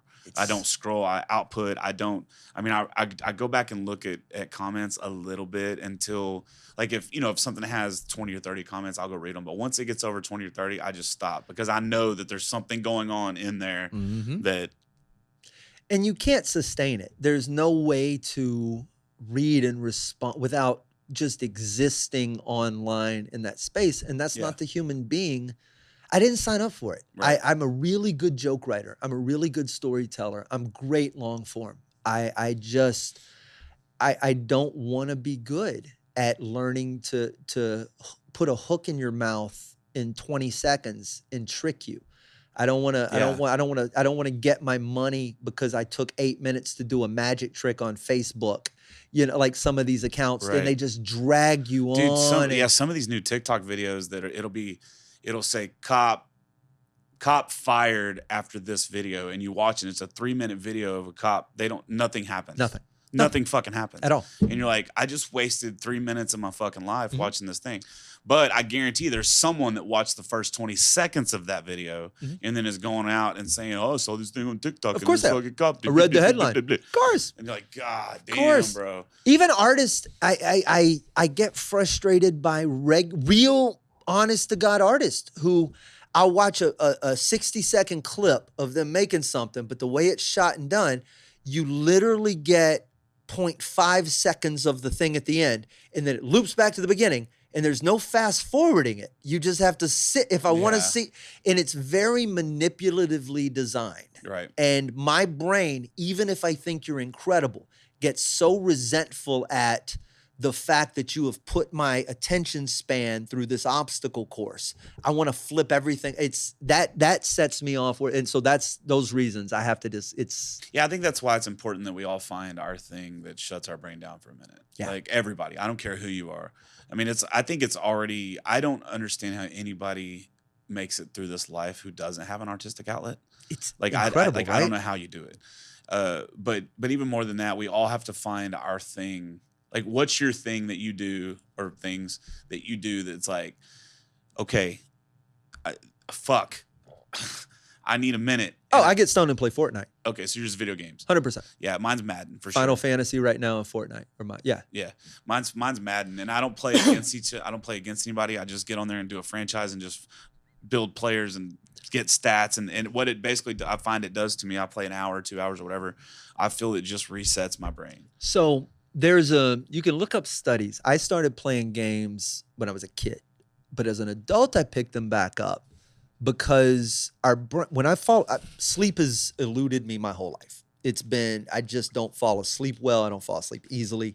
Marijuana would help in a lot of cases, just sort of put my body but my brain stews on whatever problems I'm dealing with. Right. And we tend to, as we fall asleep, play the last problem or to the most current problems on loop. Mm-hmm. Video games, when I play them at night before I go to bed, they take the place of that loop. So Tetris is actually the one from the study that is the most effective. Your brain I've read that. will just sit there and flip blocks over as you're falling asleep with that dumb Russian song in the background, and it's way better than trying to figure out how you're going to live through a pandemic on $1,200. It's like counting sheep. Yes, it is. Yeah. And that works. So I'll go to bed and my brain will be in first person mode running through the fields of Fortnite or whatever long enough for me to fall asleep. Same thing with Madden. Yeah. Yeah. I used to have that's three what it's things. doing. It used to be riding a motorcycle, playing poker, and Madden. Riding a motorcycle is good because you can't do it. Like sports, rock climbing, scuba diving, motorcycle, anything that involves your brain having to be present or death. Right. Very good for that. Yeah, motorcycle riding was good, but I don't have one anymore. And then also poker, but I quit. I kind of took a lot of those vices out just for a while, just to reset, you know. But definitely the Madden thing, definitely. Right. You know, I recently did one of those deprivation chamber floats. Have you done? They're great. Really? You didn't like it? So man, I was sitting in there and I was like, this is fucking pointless. No, I'll go full blown. I was in one and I would do like an hour session. Yeah, that's what I did. And I was at one point, to my brain's memory, was laying in a forest at night, looking up. I mean, like, did you go totally sober? 100%. And I've done it multiple times. But that was almost hallucinogenic. It was. Really? I could see trees, and you know what the sky looks like at night, where your brain's kind of whatever. You couldn't see anything, but my brain was putting edges to the darkness, even though it was all the same. It was very bizarre. Yeah. But stars and trees, and I was suddenly in that forest, and it's very I didn't like. I mean, it was okay, but I was just like, I don't know. I didn't feel like it. That's fair. I don't think everybody gets the same. I just didn't feel like it was. It did anything for me other than just waste. But do you meditate at all outside of I've got some meditation. I don't meditate or anything like that. That maybe I don't know. What I like to do is I like to get home and I like to eat an edible that's way too big for me, and then just how much is too big for you? I do about 100 a night or so now. I like to do that, and then I just like to sit in my bed and just go where the fucking most of the time it's playing Madden, but every now and then I'll get into a Netflix show or something and I'll watch that. But I just that's the only thing I've found right now that shuts my brain off. And so I'm asking everybody on here because I'm trying to find other ways to do that, because the problem with Madden for me now is I have a little bit of OCD when it comes to like numbers and stats and stuff. And so it's you get caught up in that game. Now I'm like, fuck, dude, my running back only has 1,500 yards. And so the next game I'm like, you need things that don't have the same dopamine releasing metrics because that's ultimately the reason social media and all those other things are so bad for me. It's I'm watching numbers move. It's been gamified. But I can't do that to my own bank account. And that's what's pissing me off. I wish there was a way I could be as OCD about my bank account as I am about shit. Oh yeah, you got to get some sort of attachment to the number going up. I need to. You just need the right reward structure. Maybe that's my next. Oh, you could totally gamify that. Super easy. Yeah, I know you can. Yeah. But it's a lot more fun watching the numbers go down than it is watching the numbers go up. It's much easier. Easier, but that's what you need though. I would look for something that doesn't have even a game that doesn't have that sort of metric attached. Yeah. Do you remember those old what was that game, Myst? Or some of those old ones that they were basically just puzzlers. Oh, yeah. You would walk. I played another one on PlayStation recently. I can't remember the name. But basically this open world puzzler where it's just beautiful and you're kind of running around solving stuff, and there are goals and there are things to do, but it's not so tied to a specific number or meter going up and down. Yeah. And that to me is much more blissful. I take my bike rides now and walks at least twice a day, and I just make myself disconnect. I found this so weird. I found this out during the last probably 6 months working on this show. I realized I used to listen to music all the time, like 24/7, it's on. And since I've been working on this show, some of my time's been spent re-listening to old shows and, making notes and just trying to get that. But the rest of the time, even my walks and rides, I've been leaving just my earbuds in with the noise reduction. And it was like, wait, I haven't put any audible noise in my ears. I did that last night. It's incredible. Yeah. Incredible. Yeah. To just go do the stuff I used to do with a soundtrack silent. Yeah. It has been the most cathartic thing I've done. I might try that. Yeah. Yeah. I have those Bose, like the Bose noise canceling, the big ones. Oh, I got the earbuds. I got the big ones. Those are great. Man, yeah. And last night I was laying in bed and I was listening to music, but then I opened up Facebook or something, so I paused the music, or stopped the music. So when I closed it back out, the music never came on. Next thing I know, like 30, 45 minutes later, I'm like laying there and I'm like, I haven't heard anything in the last hour. Nice. And then, but I was also very fucking high. So there's, But it's just, I would throw them on the next time you go to the grocery store or just pop them on and walk in. Yeah. And just let it quiet some of the background. I thought about doing it when I'm setting up. You should try it. I am telling you, the amount of noise that is just coming in constantly, just dulling it even for a moment, you'd be surprised what thoughts claw their, hey, I've been trying to get your attention for a minute.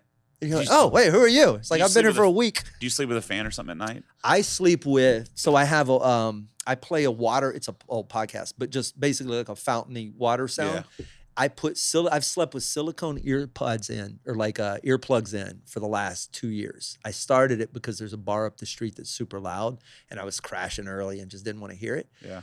But they don't have I can sleep on my side with them. Yeah, I have to sleep. And then I turn the water sound up loud enough to cut through that. And so I get just a little bit, but then these block out everything. Gotcha. It is the sleep of angels, brother. Sweet. I'll check that out too. I gotta do something, man, because I sleep, I sleep with a box fan, like a $20 Walmart box fan. Yeah. But the problem is now I'm on the road so much. Those earplugs alone will change. Yeah, I'll try that. They because for hotels and when you're in a hotel. Look, man, people walking in and out of the hallways, hearing elevators dinging, cars parking outside. Yeah. There's just 1,000 things that I can't take my bedroom everywhere. I can't recreate all of that, but starting from a place of silence and then kind of building a layer of sound that's intentional on top of that is so much better than just, this is what Odessa sounds like at midnight. Odessa sounds like shit at midnight. You know what it sounds like. Odessa's always shit. It sounds like oil workers spending money on women is what it sounds exactly like. What it sounds like.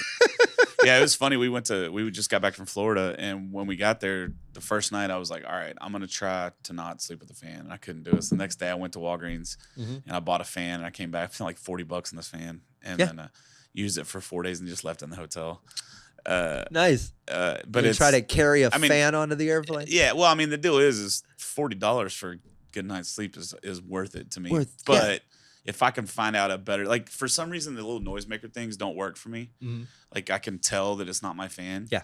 And I think my fan is from me growing up. We lived in trailer houses and we had a window unit in that trailer house. And so that window unit was just always. So have you tried recording the fan? I'll give that a shot.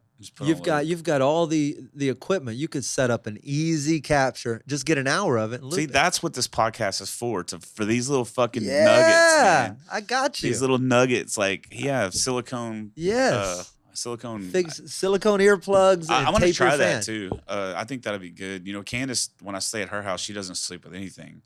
And I have to have a fan, but she can't really sleep with the fan. But I think Max is the brand. I have them. I just auto order them constantly. I wear them for 3 or 4 nights and chunk them. They come. I'll give that a try. My problem is I can't sleep on my back or I start snoring, and then she thinks there's a bear in the house. You know what I mean? It's just like, fuck. I just picture you taxidermied in the living room. What have you snored? You got any cool trips coming up? Or I'm going to Chile in November. Chile? Yeah. You've been to Chile before? I have not. This is going to be a first. See, you did it. Okay. You did it right. What? Right? Yeah, you've been through your shit. But man, like you didn't have any fucking kids. True. Not saying that if you choose to have kids, that's great. But there are other ways to leave a legacy. Yeah. You like not giving a fuck about a legacy. You didn't get married, although you've had some obviously long-term crazy cycles. Yeah, I've been in lots of long-term stuff, but the reason I didn't get married was very clear. But it's like you've done all those things, so you've set yourself up at this season of your life to where it's like, hey, if I want to go spend a fucking week in Colorado, I'm gonna go spend a week in Colorado. Yeah. Hey, if I'm gonna go spend, and I'm kind of that way too. Like my kids are old enough now to where I can go. Yeah, you've got autonomy now. Yeah, I can do whatever I want. And so the problem is I wish I would have, I wouldn't change it because obviously my kids are badass, but it's like, Jeff, I would argue that so many people, I think, go through midlife crises, right? Because I went through mine at 25, by the way. Well, it's everybody hits. I had a reverse one. Mine was the opposite of a midlife crisis because most people, I think, the ones at least who get married in their 20s and have kids, and that you go the American dream route, right? College, and then the kids and the wife and the family and the blah, blah, blah. By the time you hit 40, you've sort of lived this whole life, right? You've raised people, you've had a job, you've done all of this, and you hit this wall, I would imagine, where you stop and you go, okay, well, that's not really all happening anymore. Something's got to, and you start going through the unchecked boxes, right? What have I not done? Doing it the way I did it was very wonderful because sitting where I am right now, all of the unchecked boxes, all of the stuff I haven't really explored or pursued happens to be all the stuff everybody else did in the early 20s, which was typical. I did all the atypical stuff, and now it's like, I'm still down. I love going places. I'm never going to stop traveling. I like seeing the way the rest of the world works, but my ability to sit still now and not go anywhere or contemplate things that aren't chaotic and gone all the time. It exists because I've never really. It's interesting. I'm curious about it. Wow, this is the dark area on the map. I haven't been here yet. I'm kind of the same way. Like, I've hustled for so long, and now I'm at the point where I don't. I mean, I still have to hustle. Don't get me wrong, but of course, it's never going away. But I don't have to push as hard as I used to. So now I'm starting to be like, okay, like I actually enjoy going on a date with my girlfriend as opposed to before. It was how nice it is. I didn't even want to be at home. I wanted to be fucking working on my shit. How nice it is to be sitting on the couch watching something with someone you love versus, going, wow, 10 years ago, or 5 years ago, whatever this is, I would be in a bar 8 shots deep right now because all of my social currency comes from being that guy at the bar. Yeah. So it's being able to revisit all of that is, I think, like we were talking about earlier, you've gone and walked all over that grass. You've stood in every part of the yard and gone, this is where I want to build, this is where I want to pitch my tent. Yeah. And I think that's super cool. Yeah. I'm very glad that I didn't get here. I don't know that I would have gotten here through the other path, but I can't imagine getting here having said yes to either like a prior relationship I was in or stayed a certain course or even staying in LA or some of the other stuff. It's being right here, right now, having done all those other things, eliminated a lot of what I don't want to or what I don't want in my life, taught my skills, taught myself those skills that I've picked up over the years, and just having all of that in the gumbo pot right now feels so much better looking forward than it would if I hadn't done all that stuff. Yeah. Do you like it? Do you like living in Houston? I love it. I don't like being here in the summer. And I know that's it's everybody who says it's not that bad in the shade. You are a beaten spouse. Dude, you are in love with a drunk city. The only way you like this is if you like the devil's cock in your ass. You would have to be. You are rationalizing. So hot, dude. You were just telling the cop he loves me. That is all you're doing with this city. It is a nightmare. We will come. Do we have to go get your stuff while he's DJing at the strip club? What do we need to do? Yes. You are a beaten spouse. This place. So I outside of that, I love this city really deeply. Where's the comedy scene here? Where's the comedy scene here as opposed to I don't want to say LA or New York because that's completely different. No, but even Austin. The difference between here and Austin's blowing up because of Rogan and all that stuff. But I would say between here and Chicago, or Chicago, Atlanta, Atlanta, other large metropolitan areas, but that aren't we all know that LA and New York are the artistic, of course. Well, they were. I don't know what they are now. New York is still the best stand-up city. Is it? It's just a great stand-up city. I mean, LA with the store and all that was big too. But Houston at one point was one of the best. Houston was at the late 90s, early 2000s, really the late 90s. The Last Stop was every album you heard in that. Lewis Black, Doug Stanhope, Joe Rogan, Dave Attell, Dane Cook, Pablo Francis, every one of them was recorded in that room. Yeah. Everyone. That's why I fucking hated playing there. Hedberg, everyone. I hated playing on that stage, man. Because of how many people had been there? Just because it's like, it's not like me going to play at Green Hall, where so many music legends have played. It's like me standing on the stage like, of the House of Blues, where you just go, oh, that, or not House of Blues New Orleans or something. Yeah, it's like it was just like me.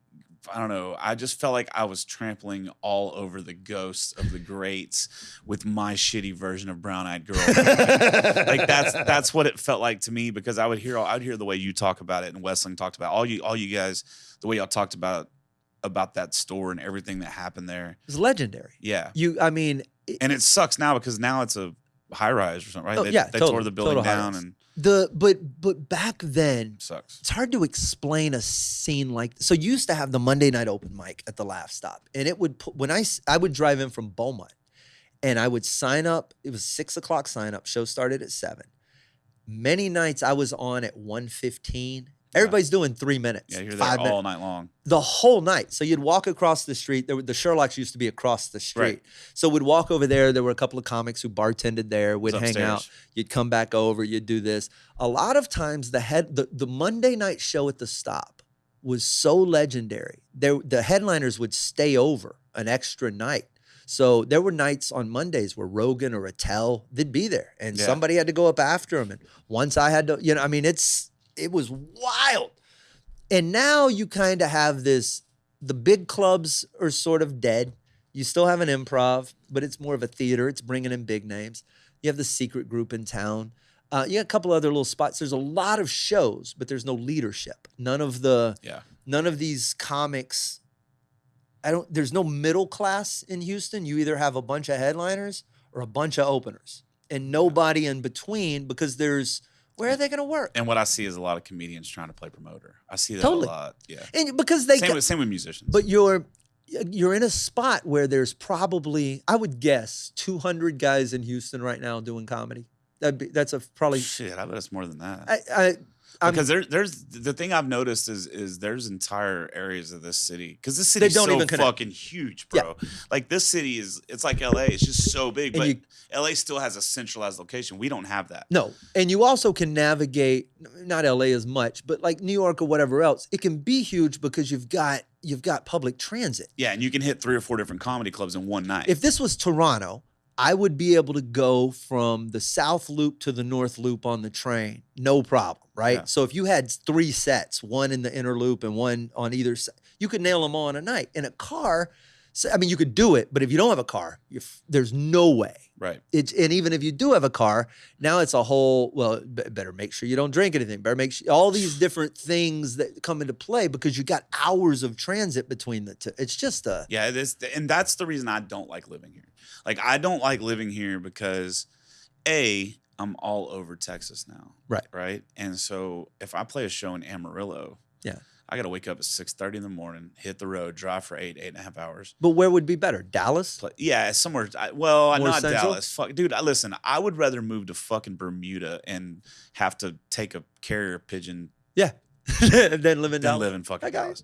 Fort Worth is nice though.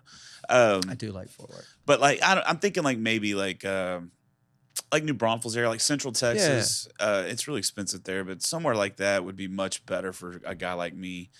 And that's the goal is eventually to get out of here and move somewhere like Central Texas. And plus, not only that, like New Braunfels right now is like what Austin used to be. Especially in the Texas country. I'm really impressed by a lot of what's going on out there. I wish I need access. I say that. I don't take advantage of it like I should, but the access to so many stages here as a comic is, like I said, there's probably 7 to 10 shows on any given night. Really? So I could go up. I didn't know there was that many. It's insane. Yeah. Oh, the amount of bars. Like Secret Group, though, probably runs 4 shows a night between their 2 rooms. Gotcha. And then you have all these other bars, just different mics, different showcases.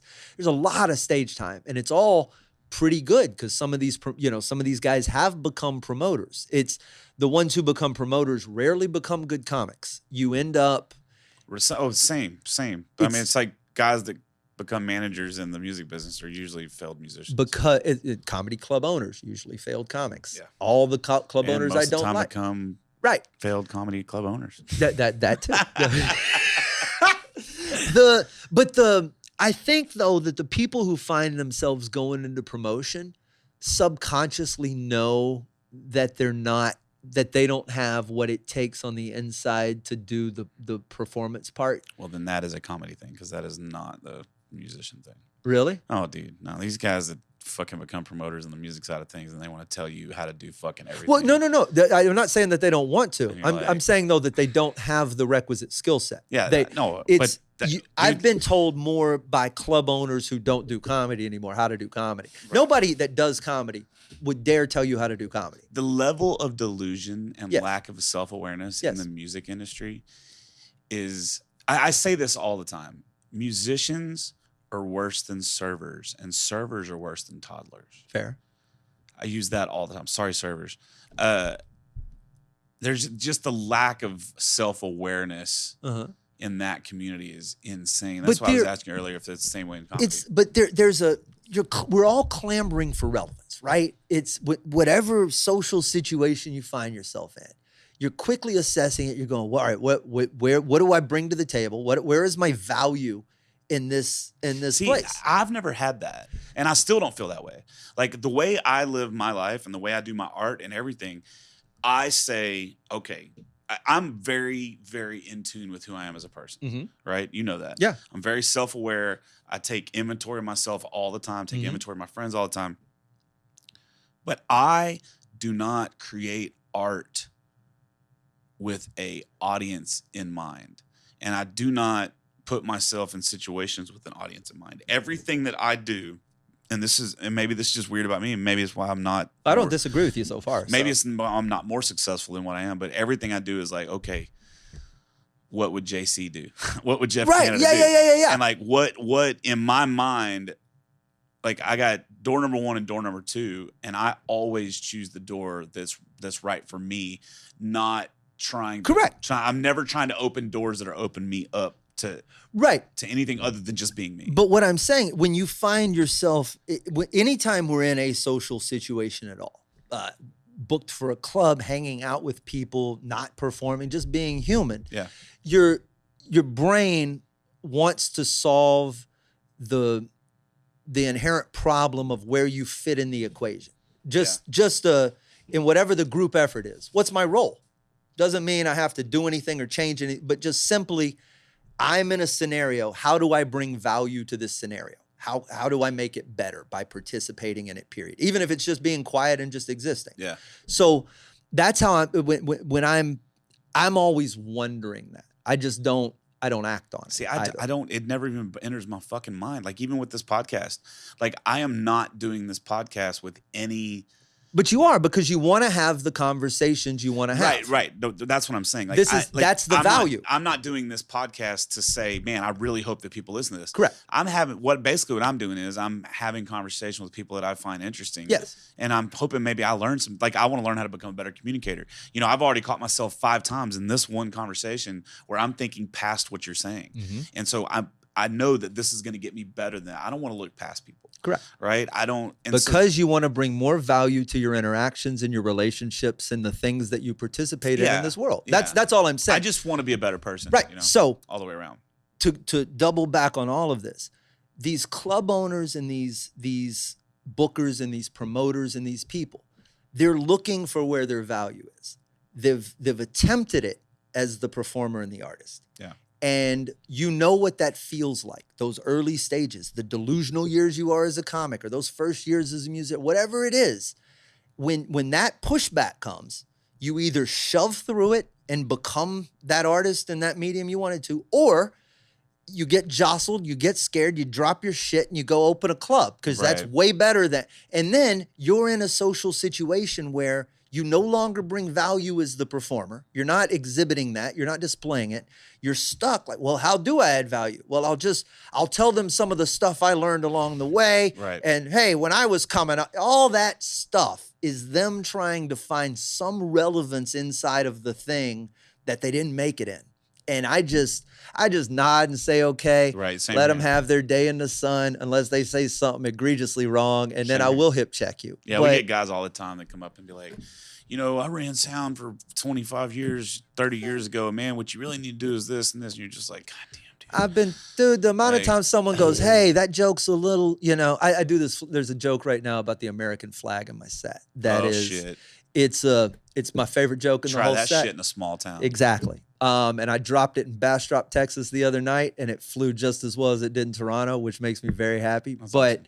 It is one of those jokes that I have had someone come up and go, hey, this might not be the room for that. And I just nod and go, you know what, man, I totally feel you. And then I go right up and just do the joke anyway. Like, to me, that makes it automatically think this is the right room for that. Of course it is. Of course it is. Like, but the moment you go, man, that joke is ballsy to do in here. Of course I'm doing this in here. But I will look at you right in the face. Yeah, you know what, man? That's a valid point. Because it is. Yeah, but plus people are just so sensitive about the way people might react. I of course they are. So we used to play the Beastie Boys Fight for Your Right all the time. Yeah. We used to do it all the time. And I would do that down here in Houston. And instead of we're the Beastie Boys line, I always say, we're from Houston, Texas, fuck the Cowboys. Yeah. I would say it all the fucking time. And every single show in Houston, Texas, there's a Cowboys fan that's got a fucking star tattoo that's ready to fucking fight me because I made this. I did the fucking same thing in Dallas, and they fucking laughed their ass off. Yeah. And I was told by somebody, don't do that shit in Dallas, man. And you're like, you have to trust your relation. There's so many elements to what you can get by with on stage, right? Well, but it's also setting up for that. Like I know guys that have gotten fired from venues that I play frequently because they go in and play "Fuck Her Gently" by Tenacious D. Yeah. But I'm like, okay, well, what time did you play it? Yeah, well, 8:30. And I'm like, see, what you don't understand is when I play that song, I don't play it a lot, but when I do play that song, 1:30 in the morning, usually I've already had this audience on this fucking, this ride with me for the last 2 hours, 3 hours, and I'm not just coming out of nowhere. I'm not doing Alice in Chains fucking whatever depressing ass song you're playing on a bar stool and then going into Dick in the Box. Right. Like you're setting up, like you're pushing, the first set you might, like for me, I got this joke I say all the time now where it's like, man, I hope you guys are all having a good time right now. If you're not having a good time, you're probably a butthole. And I use the word butthole because it's a funny word. Yeah. And everybody kind of laughs, and I said, and by the way, if you're the kind of person that's offended by the word butthole, you're probably a butthole. Just like a simple, like that's like a fucking knock joke, But for musicians, we can do that shit. Fair. And then the next set, I might change that word to asshole. Because it's a little later. It's a little different. And then sometimes by the last set, I'm back to saying butthole again. Sometimes I'm saying cunt. Yeah. You know what I mean? You it depends on where I'm at in the crowd and what's going on. And but you're the one who's built the crowd. To the point where you've developed that relationship, because they're decision trees, right? At the very beginning, all we have is hello. Yeah, that's it. That's all I've got. But from there, I can decide which direction we go. It's your response to hello gives me choices. Well, we used to be able to say hello, sir, or hello, ma'am. But now you're shut up, Jeff. But now it's like nope. You just what? Hello, what? That's what y'all's good for, I guess. Y'all. It's becoming a fucking who's on first, what's on second. You can't. Somebody should do that. Somebody should write a Abbott and Costello who's on first, what's on second. That's a gender. knock on trans. Not a knock on trans because I don't knock on them. But no, it's I always crack up about when I was doing a lot of podcasts for when I was doing the Kickstarter for my special.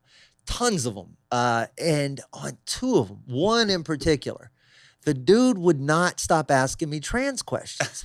And I couldn't, and he was a New Yorker and he was bugged by it. And I think Bud Light something had just gone down and there was a point where I just stopped. I was like, I haven't seen an actual trans person in the wild I couldn't tell you how long. Really? I just haven't. Well, they're definitely not. It's not like you're running into them everywhere. Right. I don't, and it's not in a good or bad. I simply just have not. Yet I found myself 40 minutes into a conversation with another straight white dude, and I just had to stop and go, why do we have an opinion on this? Yeah.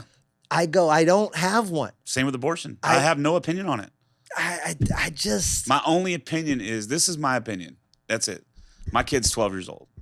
If he comes to me and says, hey, when he's 13 or 14 or whatever, hey, I got Betty Sue pregnant, I'm going to strongly consider that. That's your opinion. Right. That's not, I don't have any opinion about what anyone else does. Because it's crazy too. Like, it's just. I can't fathom bringing myself to get emotionally into a state over a hypothetical situation. Yeah. That is where it's the concept of how they call worrying, suffering twice or whatever. If I find myself having to make a decision about some scenario, then I'm going to have to go through the motions of making that decision. There is no reason for me to go through those motions twice. Right. Yeah. That's the part I can't. 100%. We cross that line. If I go to work at a comedy club and the owner is a trans person, now I have to consider how I refer to this person and how I'm respectful to them and because we're about to share space and interact and have a relationship of some sort. Yeah. I do have an obligation there, but to just get my brain in a place where it is capable of dealing with it's like carrying swords because there might be tigers. I just can't. Yeah. I just sure. Yeah, it's like, there are tigers in the world, but I haven't seen one in a while. If you were to call me today and tell me there's a tiger loose in Edo, I might go get my swords, Jeff. Yeah. I don't have swords. I might go get. You don't have swords? I have swords. But the point, I know I have tiger fighting swords. Get the fuck out of here. But they're in the back room because there's probably a fucking real tiger here in this house somewhere. I wish. Shit. Fucking weirdo, bro. You got shit all over the place. This place you travel a lot. It's a museum, and it looks like this is what the inside of my head looks like. Yeah. Is the only way I know how to describe it. It's a little bit Star Wars. It's a little bit stuff I made. It's a lot of books. There's a little whiskey. There's a lot of whiskey. This is the newest, nobody could see it, but this is the newest batch of some of this all came in from a couple of fans out in Kentucky. And I mean, I've had some great times hanging out with y'all drinking whiskey. Jeff, I tried to do the math on it the other day. I think over 600 different whiskeys on the podcast we've done now. That's pretty cool. They've sent them from God knows where. There's 6 states represented right there. Isn't it crazy what you accomplish once you just start accomplishing things? Yes. Like I was thinking about that the other day.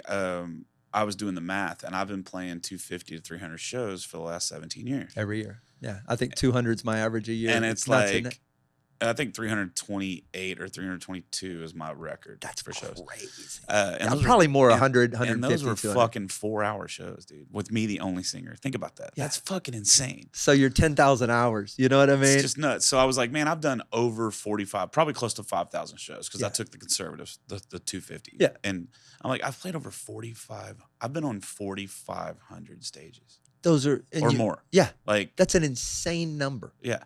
Some people haven't met that many people. Right. But yet, if you really look at it and you start thinking about like that, we've had over 600 bottles of whiskey or we've taped this many hours or whatever. We're almost 1,200 episodes, I think. Yeah. And they used to be an hour plus back in the day. Yeah. Yeah. They are again now. Oh, are they? It's just insane. Like there's just so many. But the thing is, guys like you and I have never been scared to just start doing. The whole process is this in a nut. Life, in almost all of life, comes down to failing a lot. Yep. And you got to do 2 things. You got to overcome the fear of failing, and not even the fear of failing. You almost have to reframe it instead of being something. Because when you say fear of failure, it puts failure in this negative thing. And the truth is the iterative process, which is what we go through when we're writing or creating or making anything, is by nature, by definition, a series of failures on the way to optimal. Right. Like that's you cannot have optimal without the iterations. Right. So you got to get over the failure process and stop viewing it as a failure. And then you have to have some way of capturing the tiniest wins when they surface. Yes. And if you have that, you no longer, because my brain goes instantly to, well, this never worked, that didn't work, this didn't work, this never worked. That's where my brain goes. I live in that world. Yeah. God, that's my inner voice. I have to steer wrestle it every day. And when that's telling you that, It's real simple every time you have an idea to go, well, that won't work. You just listen to the first one and go talk yourself out of it. But if you've got this sort of list, and you can revisit that in a journal or however you keep it, but you go, wait a second, this, wait, those all worked. Right. And I'm really not afraid of if I just knock these couple of failures out, I'll get to the good part. If you can get your brain in that place, all of these dominoes fall crazy fast. Yeah. Because then it's just a matter of deciding what you want. And then, like you said earlier, just making every decision after that the one that brings you closer to this thing. Yeah. For a while, for me, it was the most important thing to me in stand-up was getting to go different places. I got addicted to a bit of the country number going up, right? Yeah. The same way we're addicted to these numbers. Yeah. So for me, shit, I've done 20 countries. I bet I could do 25. Well, now I want to get it to 30. Well, now I'm at 34. I bet I can get to 35. Yeah. So every decision to the exclusion of a lot of clubs and places that I could have played stateside or things I could have done stateside or pursuing the cruise ships or some of these other things that came up. I know. Again, another thing I had to make a decision almost against where you just go, I'm in the middle of this sort of burn the ships philosophy, which is, I don't know if you know that story about, was it Cortez, I think, in early 1500s, lands in either Mexico or South America, whatever it is. They don't have enough troops. They're in a position, it's clearly not a winning scenario. And everybody's like, we're going to bounce. And he sent somebody back and he goes, burn the fucking ships. He goes, we ain't leaving. Yeah. And that's kind of been this philosophy metaphorically with the actual ships. In that I have intentionally not called them and a number of other places I used to work frequently for a lot of money, haven't called any of them back. Yeah. I've left my fourth quarter open entirely, except for this trip to Chile. That is the craziest part about my life right now.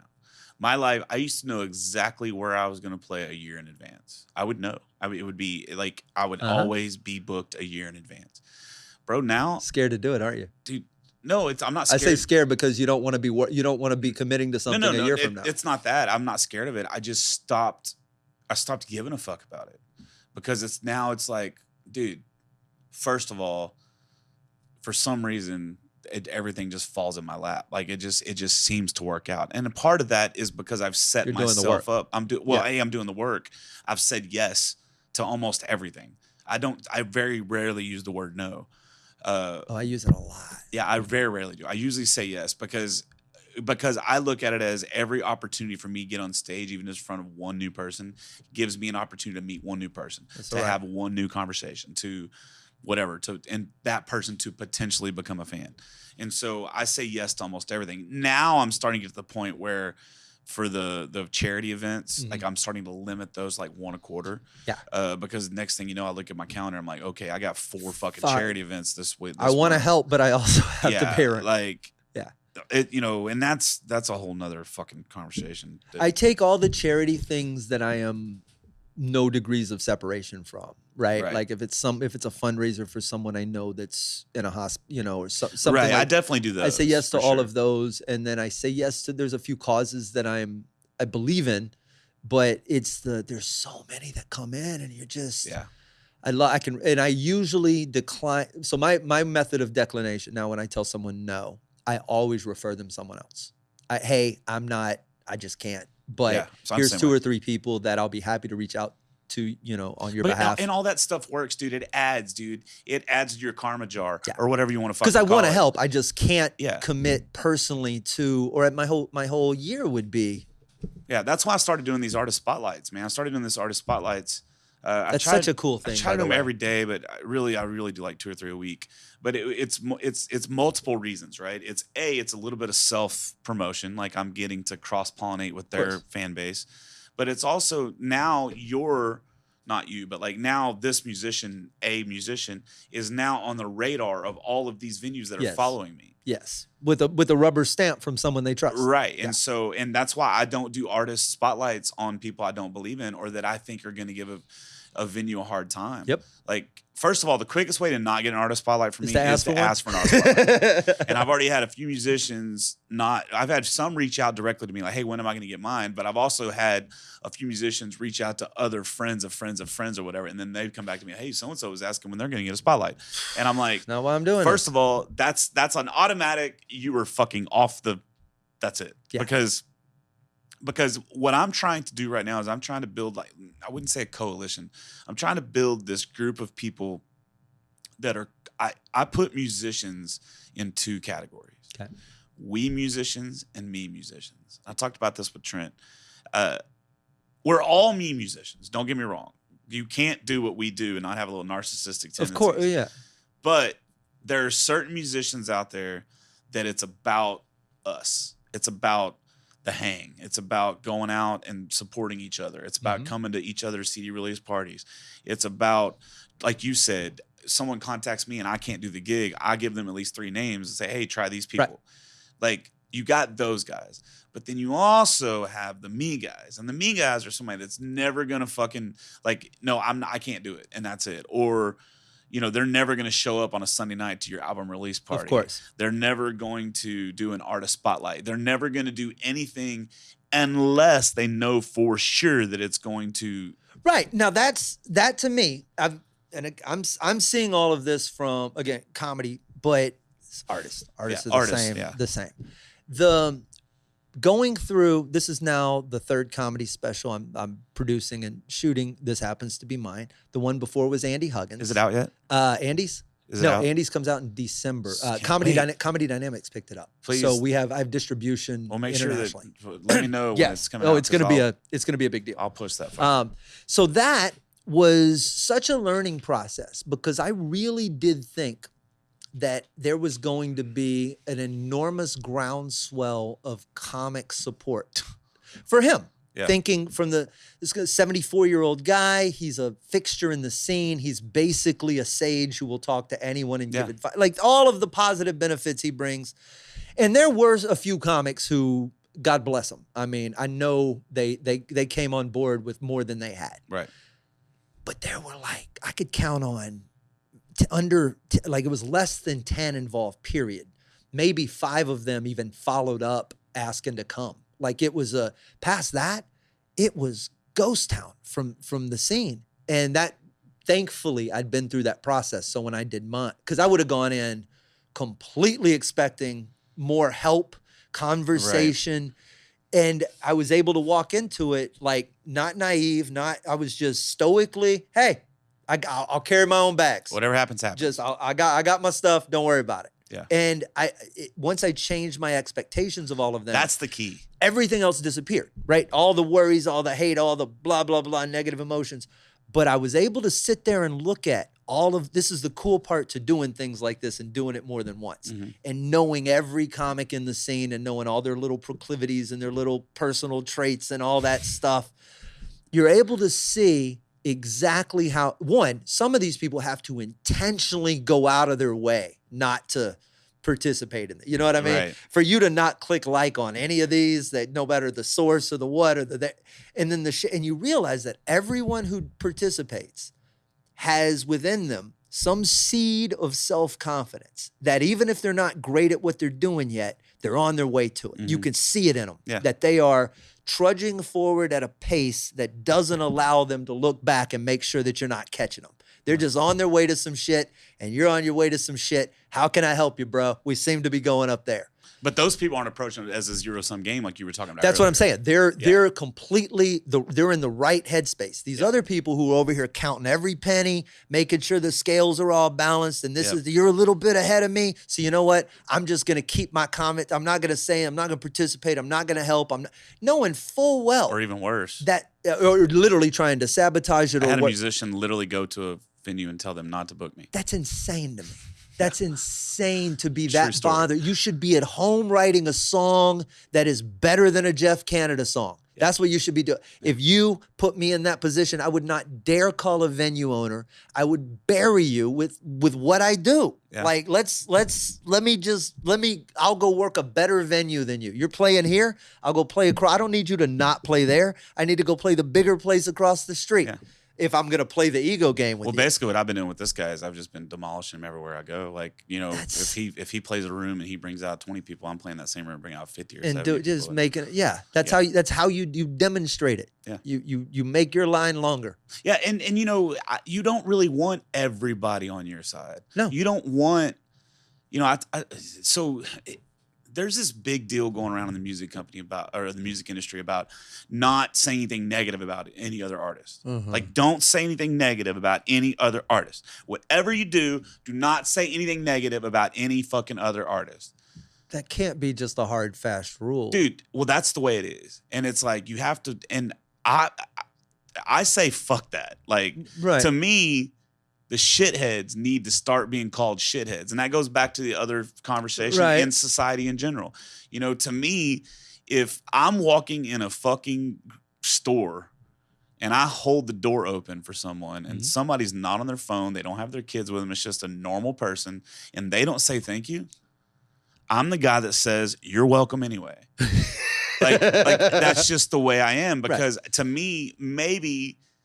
what if that interaction gets that person to start saying thank you? That's fair. You know what I mean? Yeah.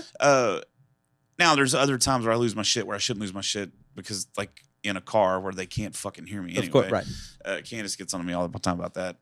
But it's got to come out somewhere. Yeah, it does. Yes. But it's like, I don't know, man. You don't want everybody on your team. And I don't want everybody on my team. And I'm not scared to tell, like, if I know there's a venue that's fucking over other artists, I'm the guy that will say, hey, this venue's fucking over other artists. Yeah. Now, I'll make sure I got my facts straight before I do so. Of course. But, so I think it's a balance that we need. I think it's a balance between calling a shithead, picking your battles, but also, and that's why one post you'll see me post something about dipshit left lane drivers, and then the next post you'll see me do an artist spotlight, because I think that you don't want to be always negative, but I also think you don't positive. Look, all positive is boring. I don't know that I want to see a completely sanitized any feat, right? I want to see the good and the bad from everybody. I think the part to me about the negative post always.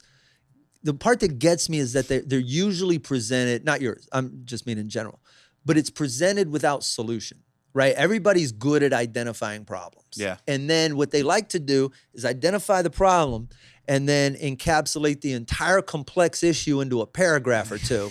And then post it and go, well, let that sink in, or fight me, or some dumb punctuator fight me, always. At the end, Jesus or whatever that is. And at the end of the day, I just go, you can't put this in 2 paragraphs. It's like putting all of creation between the covers of a book or whatever.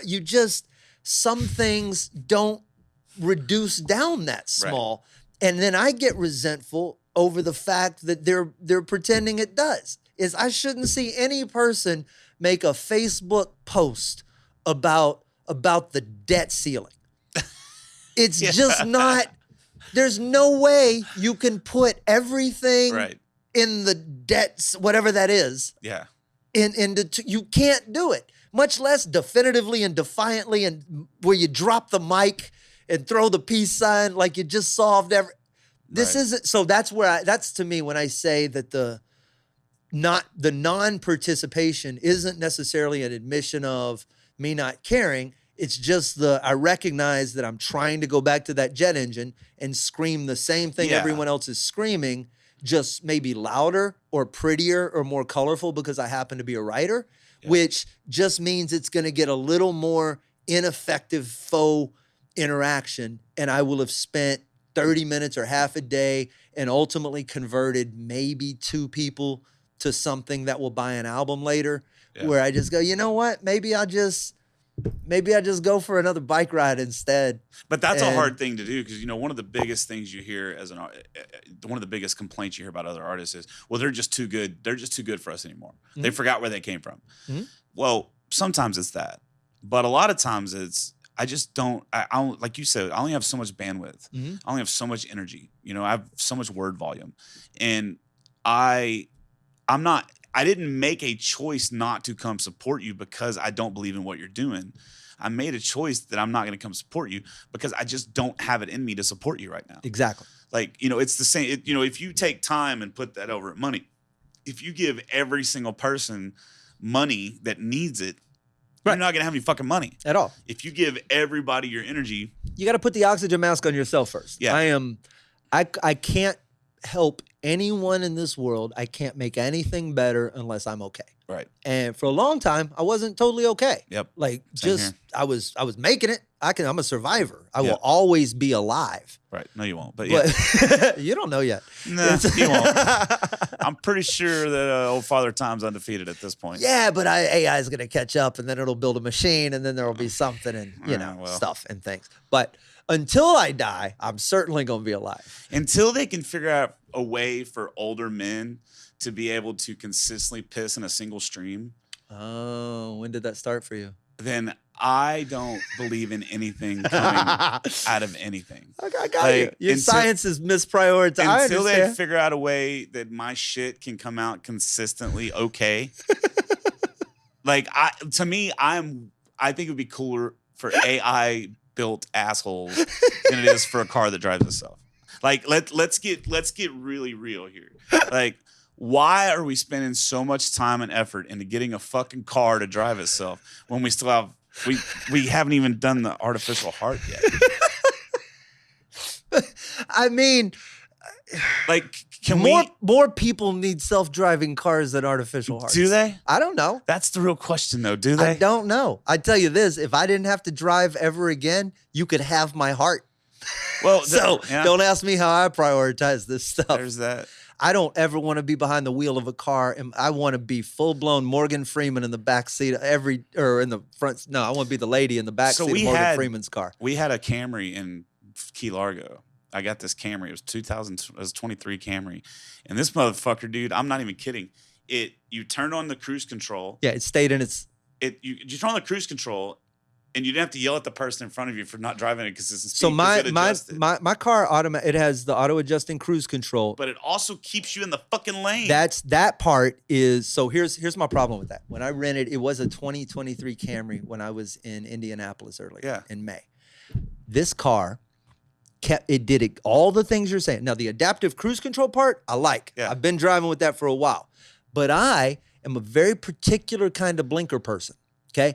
I use my blinker when there's cars around me. And when there aren't cars around me, I'm not, there's no, bro, I'm not going to do this. I'm not going to do this. So when I want to make a casual lane, because I see this car coming up, I'm making a nice casual, and then I got some what feels like a little small child jerking the wheel from between my legs, that I almost left that car in a McDonald's parking lot. Or what you could do is just be a fucking cool person and use your blinker. No, there's no one. When I am on the freeway and there is not another soul near me, that is conditioning. That is conditioning, not asking me to be present in my life and in that car on the road. If I'm autopiloting that is not, no. But my statement stands. Why in the fuck are we dropping money on spending 6 seconds in space? Oh, because it's the endeavor. You know what's a cool endeavor? For 45-year-old men just to take normal shits. That's like I mean, men make up 50% or 48% of this planet. Mm-hmm. And women probably have the same problem too. They just don't talk about it because they're all fucking nice and precious. So you should this should be your charity. This is what you should do work for. Like, let's start a company called, let's do don't drag me into your artificial butthole business. Artificial hearts, dude. Artificial hearts. Okay, that's exactly what a comedian and a musician. We should start an artificial heart company. Could you imagine the marketing though? Where do we start? Cold. That's where you fucking start. All right, well, I don't know what you're going to do. I'm going to Google heart on Wikipedia, and then you do what you do tonight. And listen, if fucking Billy Bob that works at the fucking dry cleaners down the road, if he knows everything there is to know about the vaccines, I can damn sure pretend that I know everything about That's what I'm hearts. saying. This isn't hard. I feel like we could easily be experts by, what's today, Monday? By Friday, I bet I could be up to speed. How about you? You want to... But you got to ask yourself, though, is that... Listen... I am not pro extending anyone's life. Like I am pro. We need to weed some Maybe the motherfuckers company out. we need to start a heart that just self-destructs at 50 and put them in everybody. Okay, no. Just some people. Okay, well then what's the triggering mechanism? I don't know, but there's got to be a way we can weed people out. Like we need. How about this? We put an artificial heart in everybody, and then it triggers if you correct the way people misspell "their" on the internet. Yes, I'm in. The minute you correct someone's spelling on the internet, your heart explodes. Yes, because my girlfriend does that shit to me all the fucking time. See, there we go. I'm just saying and then we'll build in a series of triggers, right? That's like that movie. What was that movie? Time. No. With Justin Timberlake. What was it called? It was called Time, right? Oh, that's the one you're thinking of. No, I'm thinking of the one where or Repo Man. Remember that? No, movie? the one that was. Did you see Repo Man? No, I've never watched it, but dude, that is a everyone great tells me it's spectacular. Movie. It's such an original premise. That's the thing. I think it's got Forrest Whitaker and is he in it? I haven't seen it. Oh, you should watch it, dude. Basically, what it is you get these artificial organs, and then when you stop making your payments, they send fucking Repo Man to get them. Oh, that's what the whole movie's about. Okay, I could watch that. It's really cool. It's like you know. I was thinking of the movie where the bald English dude, he fell out of the. He's on the. If his heart slows below a certain rate. Oh, God. Crank. Jesus Christ. Well, he made the phone call on the way down. You just made Fast Five like. Oh, it was so terrible. It was probably the worst movie I've ever seen. You're talking about Adrenaline. Chev Chelios was the character's name in that. Is that his name? It's what's his name? No, it was Jason Statham. Jason Statham. Yeah. Wasn't Adrenaline. It was called Crank. Crank. Yeah. Whatever. He made a phone call on the way down while he was falling out of an airplane. And he left a voicemail and it didn't have wind noise. That's what I remember. Yeah, movies are great, dude. They could suspend all reality. Did you watch the... What's the best movie you've seen in the last 2 years? Well, it depends on how high I am. Oh, the best movie I've seen in the last 2 years. And if it's not RRR, you're wrong. RRR. Don't look at me like you don't know what RRR is. What is RRR? Oh, Jeff, listen to me, my friend. This is going to make silicone earbuds what is sound RRR? like... RRR is simultaneously the best action movie and musical I've seen in the last 3 years. What is RRR? It's Hindi. Then I haven't watched it. Jeff, listen to me. I won't watch it. Listen to me. No. Jeff, no. It's in English. Cool. But is it overdubbed? Jeff. I can't do it. Jeff. I can't do it. Just listen to me. You have never seen a movie like this. Dude, I can't even watch a fucking Astros game if I know the TV on is not synced up to it. I am telling you, you are all of your immediate rejection of this is incorrect. Okay. This is the best movie I have seen. Oh, fuck. The opening, a dude fights 1,000 people. It was really cool. I can't even explain. Okay, awesome. This is fucking great. This is the best review I've ever heard of a movie. Because it's unexplainable. It's got the title RRR. And it's 3.5 hours long. Is it like RRR, the letter? The letters. Or it's like or? No. Like, how is the... It's a SEAL documentary. Or it's like ARE. No, it's RRR. It stands for something. The 3 letters. It's on Netflix. Okay, it stands for something. It is, go into it blind and just watch. Get 20 minutes in, and if you're not into it, bounce. Yeah. Okay. Eat every edible you have. Done. Sit on your couch. Commit to 10 minutes. I don't even think you're going to have to go far. I'll watch it. That's fine. I would say the best movie that I've seen in the past couple years, definitely the Sound of Freedom was good. It was. Was it? Really I haven't good. seen that it's yet. A great it's Jim movie. Caviezel, right? What I really don't like about it is how it's become so politicized. Of course, about child trafficking. The left is attacking it because they're saying it's whatever. But the thing they're basically saying it was produced by QAnon, right? Right. Which it wasn't. But the deal is they never ever mention a lot of stuff that the left is saying they are. They never mention, because nobody writing these articles watched the movie. Yeah, they've never mentioned the government. They never mentioned it being some sort of it's basically about a guy who fell into a fucking sex trafficking ring and rescued some kids from it. That's basically what it's about. And this is like the people who are writing think pieces about Barbie without having watched it. Oh well, yeah. But it's a great movie. Like it from start to finish. I mean, it's hard to watch, Yeah. It wrecked Candace. It wrecked me a couple times. I'd have to be in the mood to watch a child trafficking movie. Yeah. It's more than that. It's an action movie. I mean, there's a lot of really good scenes. It's good, dude. It's good. I would say it's Man on Fire. Okay. Meets John Creasy. Equalizer, but without the cheesy fight scenes. Or the Denzel. Yeah, or the Denzel. Which are pretty important parts to Man on Fire and the Equalizer. Well, I'm just talking about like his drive to catch these people. Yeah, it's the John Wick style. No, not that. Just like at all cost. Like he's going to get these people at all cost. Taken. Yeah, but I'm just naming every movie I know where someone goes to find somebody. Yeah, but it's more realistic. You know, Okay. There's not like fights where you're killing somebody with a pencil and shit. So Jim Caviezel's they're doing a sequel to Passion of the Christ, aren't they? I have no idea. Somebody told me. I give up. I mean, they're making Roadhouse again with fucking Conor McGregor. And before that, it was supposed to be Ronda Rousey, and then she lost that fight, and so now it's fucking Conor McGregor. I don't know. I jump ship on most things during 2020. It's a lot of rebooted everything. I'm ready for some original thought. But we're at a point. This is what Hollywood's up against. There's no new experience that you can give me at the theater right now. I can give you one that sucks. That sucks. We watched Top Gun Maverick in one of those fucking chairs that throws you around. That, bro. Theater. I thought you were about to say Top Gun Maverick sucked. Dude, I watched it with the U.S. Navy. It was a good movie. It actually sucked when I watched it the first time because I'm getting fucking whiplash from this stupid chair thrown. I watched the Batman in those chairs with Rob Mungle. Oh, can you imagine? Dude, Rob Mungle, another Houston comic, dear friend. It was me, him, Marzi Montazeri, and Brandon Silva, the chef. We went to the theater over by the Improv. Silva bought the tickets, and he was so excited that morning.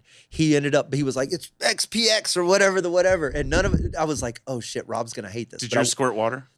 Ours didn't squirt water. Ours squirted fucking water. I would have flipped the movie theater over. I was laughing so hard when there is a scene in the back, because we all did shots. We went to the Irish pub beforehand. We go over to the 11 a.m. showing of the Batman. We go in, and there's a scene where he rides the motorcycle down the stairs. And this is abusive. You should sue. The fact that I didn't sign a waiver to get into this nightmare trampoline park of a movie theater, and all I could hear was Rob cussing. There were words I didn't even know were words being combined with other words. Listen to this 50-some-year-old man scream and yell as he's getting jostled. That was worth I'd have sat in 30 of those vibrating chairs if I got him next to me. It got so bad in Top Gun, it threw my fucking phone out of the cup. I'm not even joking, dude. And I'm like, what is this shit? And they had like fans on the theater, and then they had these strobe lights. Yeah. And then our fucking seats shot water in our face when there was a water scene. That's insulting. That's insulting. What in the fuck am I like? What is this experience? That's what they're trying to give you. Something new. And that's not it. Do you want to know? I'll give you something new. How about you allow me to come to the fucking theater? Mm-hmm. You allow me to bring in my own snacks and my own fucking water. Mm-hmm. Okay. And then if the movie's over 2 fucking hours, have a 15-minute intermission. Yeah, it's too much. Do I? Yeah. You can't have that exact same experience. You just have to wait 3 months and do it at your house. Well, there is that. The communal. No. I mean, I find it very funny. Tickets would cost $50 if they did that. Well, so I find it very funny how stupid we are as people. Like, we are so fucking stupid. We will literally go to a movie theater, okay, pay $20 to get in, whatever it is. Then we'll go over to a fucking dude in a paper hat and we'll order a thing of Thin Mints for $5 and a soda for $3. Where you find a $3 movie theater? Well, okay, whatever. And then I don't ever buy them there. So, but when we could literally, they ain't checking bags. There ain't nobody checking bags in the movie theaters. Oh, I know. You know where they check bags at? They check bags at fucking Little League baseball games now. I believe that. Because they sell beer at Little League baseball games now. And they don't want you fucking bringing in any outside beer. Man. Yeah, true story. That's a lot of beer shoved down my pants. True story. I literally went to a I'll place bring a the rack other of day. ribs into a movie theater. I'm unapologetic. Yeah, me too. Yeah. Fit right down your back under the belt. Yeah, or just carry it in. Nobody asks. Nobody looks. There's 100 ways to get stuff into a theater. Yeah. I don't think I've ever I bring stuff to a theater all the time. Well, so we go to this place called Regal by the house, and we buy the VIP tickets, and they're $20 a piece. But you get your own little booth. No, it's not really your own booth, but the theaters are smaller. Mm-hmm. The screens are the same size, but less people in each theater. Plus, it's free popcorn, free drinks. Like all of that is free, so smart. you don't really need to That's do smart. anything. And you're not with Gen Pop. Yeah, and anytime, like the one time that I will use my celebrity, if I ever get to that point, is going to be to avoid Gen Pop as much as possible. Meaning, I want to fly first class. I don't want to sit with the fucking poor people. I'm sorry. I hate to say it that way. I don't want to sit with people like me, because when I'm fucking on a plane, bro, I am miserable. Mm-hmm. And I'm going to make sure that everyone around me is as miserable or more miserable. Oh, you're a terrible soul. I put my headphones in, I put my sunglasses on, I throw my hoodie over my head, and you don't exist when I'm on. Dude, let me tell you about this last trip. Candace finds tickets. Okay, we're trying to figure out where we're going to go. She finds tickets to Miami for $240 for 2 people round trip. What airline? Spirit. Oh, so that's another $450 a person in bags. So all right. So I'm like, we've already missed some deals on some other stuff because of the way we do things. And so I was like, fuck it, just buy the tickets. It's $240 fucking dollars. If we end up not going, I'll spend $240 on a bad night of sushi. You know what I mean? Yeah. So we get Spirit, and she knows how I feel about flying. I fucking hate it. Like I despise flying. If I can't get there in a car, I don't want to go. I'm the kind of guy that will drive to New York to play one show. Ooh. And not fly. It's just the way I am. I don't like flying. It's miserable for me. I hate the fact that the security. I hate the fact I had to take my fucking shoes off even though I'm wearing flip flops. I hate the fact that literally. Anyway, whatever. So we get on the fucking. We go through the security, right? They don't say anything about my guitar, nothing. Well, I get chose to be patted down. Mm-hmm. Well, the guy on the way there was very enthusiastic about his job. Mm-hmm. Ultra enthusiastic about his job, to the point where I started making jokes like, "Hey, bro, the C4's higher than that." You know, like that's, oh my god! Like that's kind of where I was, and the guy was just like he was very thorough. Yeah, he the lift and all. Yeah, and so I'm like, all right, well, this plane's not going to blow up, so that's good. So we get on but then we get to the airport, we take off in time, we land. Well, there's a lightning storm in Florida. Which I'm assuming that happens a lot. It's fucking Florida. Rains a lot. They wouldn't unload the bags off the fucking plane. They don't do that in Houston. Really? If it's lightning? So they can't do a lot of stuff if it's lightning. They sometimes can't move the jet bridge. They can't. There's all kinds of protocols. This is the problem. Goes back to where we need more people to die. We can deal with some folks getting dead from lightning storms.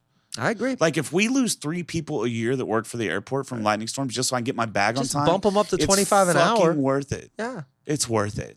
I'm with you. You know, I hate to say this for anybody that lost. I don't check bags, so like I'm down to lose 3 or 4 planes a year, so I don't have to go through all that shit. But you're not a frequent enough flyer to have input. You can't be on the quorum. That is fine. That's fine. But I guess what? I can say I hate fucking flying. You can. You get on the fucking plane. so it basically takes us 3.5 hours to get our fucking baggage off this plane. Oof. Okay, and we're stuck in Miami Airport. Have you been to Miami Airport? Uh-huh. Yeah, it fucking sucks. Airports suck. Like Amarillo Airport is better than Miami Airport. You're just being biased. No, I'm serious. Miami is the worst airport I've been to. It's not great. It's worse than Raleigh. Ooh, you don't like Raleigh? So, what's the worst part about? What don't you like about it? Okay, the food. The majority of the food in Miami is outside of security. No. Yes. No, I spent like almost 8 hours. Then you get Miami inside the thing. There's usually in every terminal. There's one bar. There's no restaurants. There's one bar. And it's a bar restaurant, and then there's like kiosks. You were stuck in the wrong terminal. I don't give whatever the fuck I was stuck in 1982 is what I was stuck in. And so we're starving, right? Because we didn't know that there were more food outside the terminal because every airport I've ever been to, all the fucking stores and everything is inside the terminal. Nah, not all of them. Okay, well, most of the big ones that I've been to. That's the way it is. So. And I know this because I've frustratingly had the opposite experience where I've gone in and gone through security and gotten in there and tried to find food, and they're like, well, it's all. Well, that's what I'm talking about. That's basically what was happening. So we're staying down and waiting on her. I'm fucking starving, but I didn't know on floor 2, there's no signage in this fucking airport. I didn't know that level 2 is all the restaurants outside of security. I would have went up there and got me something to eat. I'm like, I'm a solver of my own problems. Right. Then I go to the fucking vending machine because there's a vending machine there, and I put my $3 in to get some crackers, and it took my goddamn money. So I'm like, I'm not doing this. Fuck them. You then didn't pull out your phone and type in where to eat at the Miami International Airport? We finally get our bags. Oh, first of all, we didn't have a fucking signal on that goddamn airport either. That was a whole nother thing. So we finally get our bags. We go up to the rental car. Well, our reservation, they gave our rental car away because it took us 3.5 hours to get our fucking bag. And Miami Airport, also, you have to walk like 19 miles. That is true. Okay. So so I'm like, what? You don't have our car? No, it's gonna be another 3 or 4 hours before we get a car in for you. I'm like, no, fuck you. Cancel that bullshit. I'm out. And we go to another thing. I pay like 40% more to get a car for the week. We end up leaving. Then we got stuck in because now we're in like rush hour. So the whole reason we booked an early flight is so we can get there early and enjoy the day. Now we're in fucking traffic. So we're literally sitting 6 o'clock. We finally get a place to fucking eat. I'm already fucking like livid because I need food. I can't imagine being with you right now. So then we get to the thing, and everything was great. Like we were on this little private resort. It was a fun time.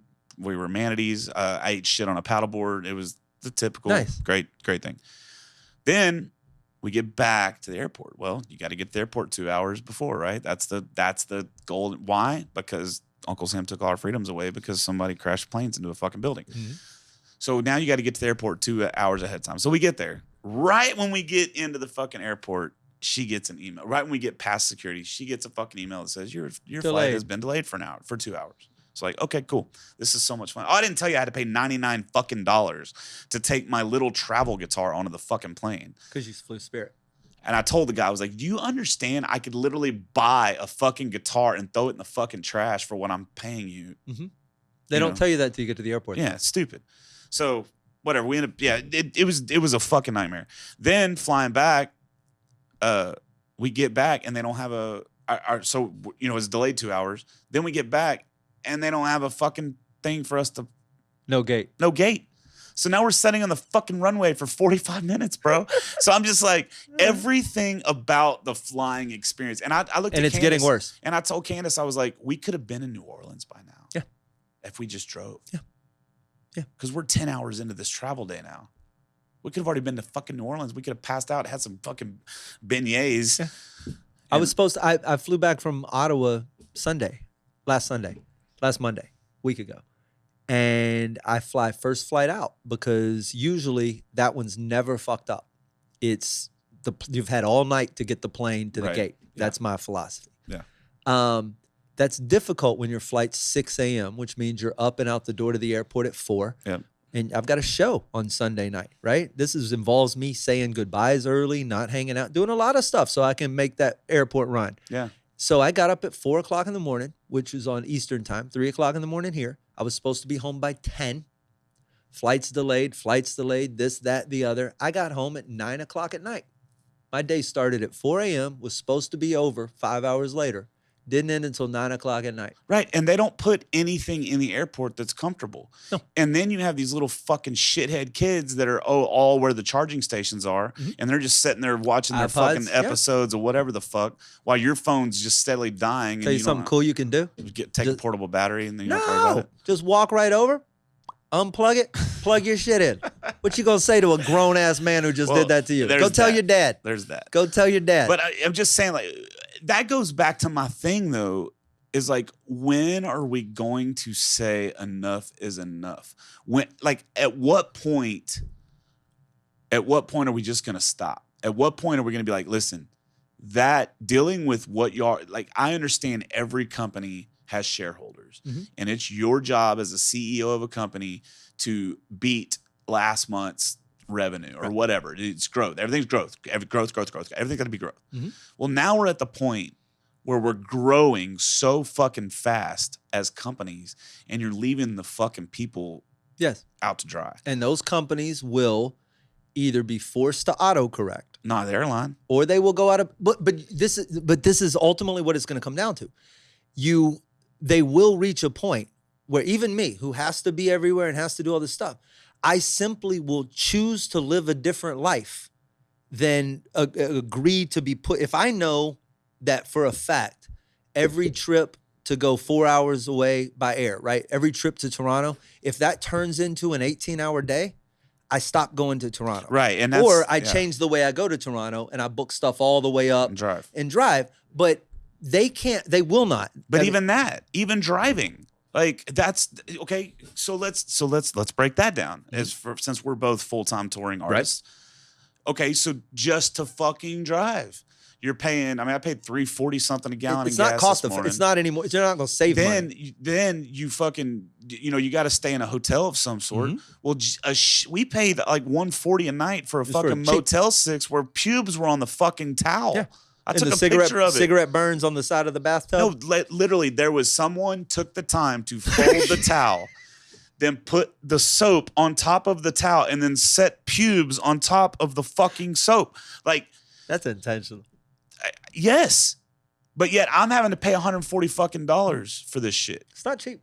So now on a gig, let's say that I'm making, let's say conservative, I'm making $500 for this show, right? I'm paying $150 fucking for a shitty hotel room. I gotta buy a $40 fucking fan because I'm kidding. But like you go down the fucking and then you gotta eat. Yeah. Right? It's not like you can go to the store and pick up stuff to cook in your hotel room because you can't do that unless you're like us and you have your little cookers and stuff. You ever made a grilled cheese sandwich on an iron? For sure, absolutely. Yeah. Dude. Hot dogs in the coffee maker? I grew up in Methville, Texas, bro. I think I've mastered the art of how to get by cheap. But it's like so, and then the food is expensive. So everything is so expensive. It's almost to the point now where it's like, so it's either A, you save a little bit of money and you do this fucking transportation thing, this mass transit thing where you got to deal with the gen pop, which I fucking hate. I'm at the point now where I hate all of it. But this is I chalk all that up as the tax I pay for not having to be an accountant or not having to be in a cubicle or not having to my freedom to not work fourth quarter. I'm off. Do you know when I tape on the 19th, I'm off for the entire rest of my life until I change that? Well, there you go. I don't have an answer for it. I don't have a solution. And you also don't have a wife or kids.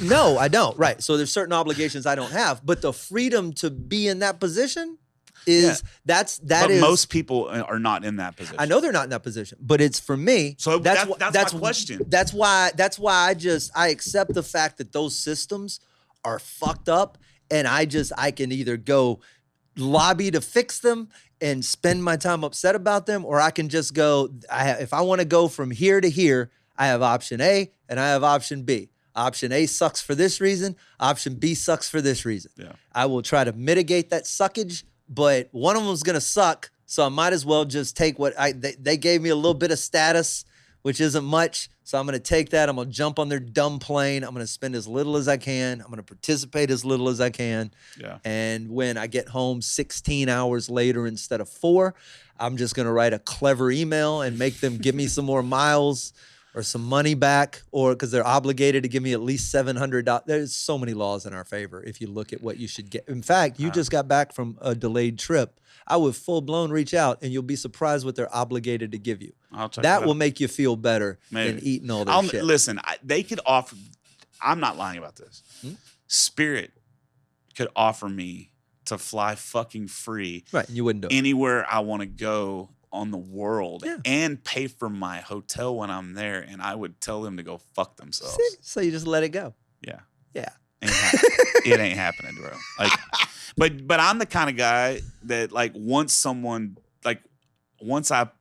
you pass that threshold with like Buc-ee's. Yeah. Like Buc-ee's. You know the whole deal with Buc-ee's. I will not I actually stopped there not too long ago, but only because Eris was with me. He's never been, and it was he was like, "This is stupid." And I was like, "Yes, I know, it's fucking stupid."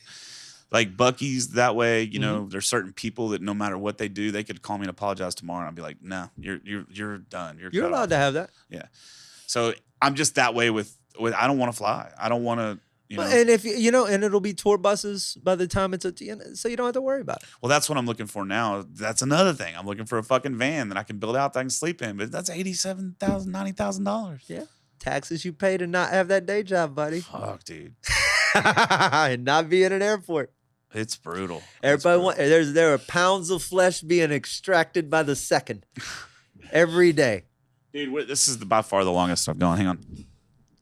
Oh, we're 2 hours and 30 minutes into this. Look at us. Can we possibly have anything else to say? Oh, I think you and I could we could talk for hours. We could do a round 2 and not miss a beat. But let's get out of here. We'll definitely do this again for sure. Outstanding. So how do you think I did on my first? Dude, you're going to be fine. You're a much better listener than you used to be. Yes. This will make you a much better listener in the long run. That's one of my goals. If you get no other skills out of this, you will learn to listen better. You will learn to ask better questions. I found as I interview people, I tend to, instead of waiting for, which like you brought up earlier, waiting for my turn to talk and anticipating what I was going to say, I try to replace it with a follow-up question about what they just said rather than adding my own thing. I try to get a little more depth out of what they said sometimes. And that just tends to be it's once you replace that, what am I going to say next with what am I going to ask next? That was a big one for me. Yeah. So just kind of, and follow your curiosity on it. You're talking to people, you like what they do. You're interested in what they're doing. Yeah. I got a guy that's ex-Texas Ranger is going to come on. Yeah. Chad's going to come on. Yeah. You should ask all these questions. My thing is, I don't want it to come across as an interview.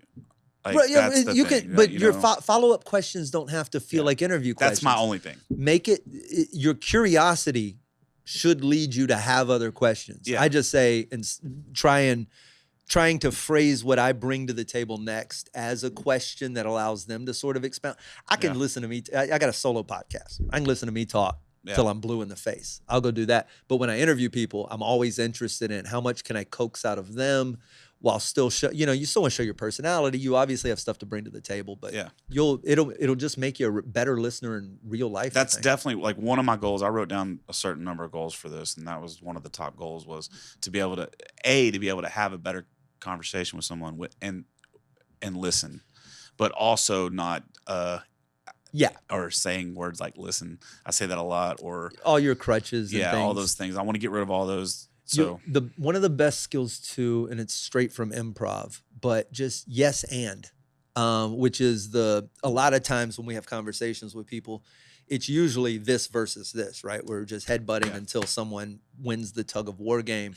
But in improv, it's you can't say no. The yes and works. I've spent a lot of time doing improv. Yeah, so I actually like improv. I know y'all talk a lot of shit about it. Look, when it's done well, the whose line is in any way nothing's better. It's crowd work. It's watching minds take things and shuffle them together and figure out where common. I love that. Yeah. But bad improv is terrible because someone will go, all right, so we're getting into the canoe, and someone, instead of going, all right, well, I'm getting in the canoe with you, except my paddle happens to be a rope. What's wrong? That's yes and. But when someone goes, we're getting in the canoe, and you go, I'm on a horse. Now the scene is falling apart. Yeah. And that's what I find in interviews, regardless of what someone says, even if I disagree, I try to find a way to sort of verbally Aikido it into a place where I haven't shut them down. I've just repositioned it.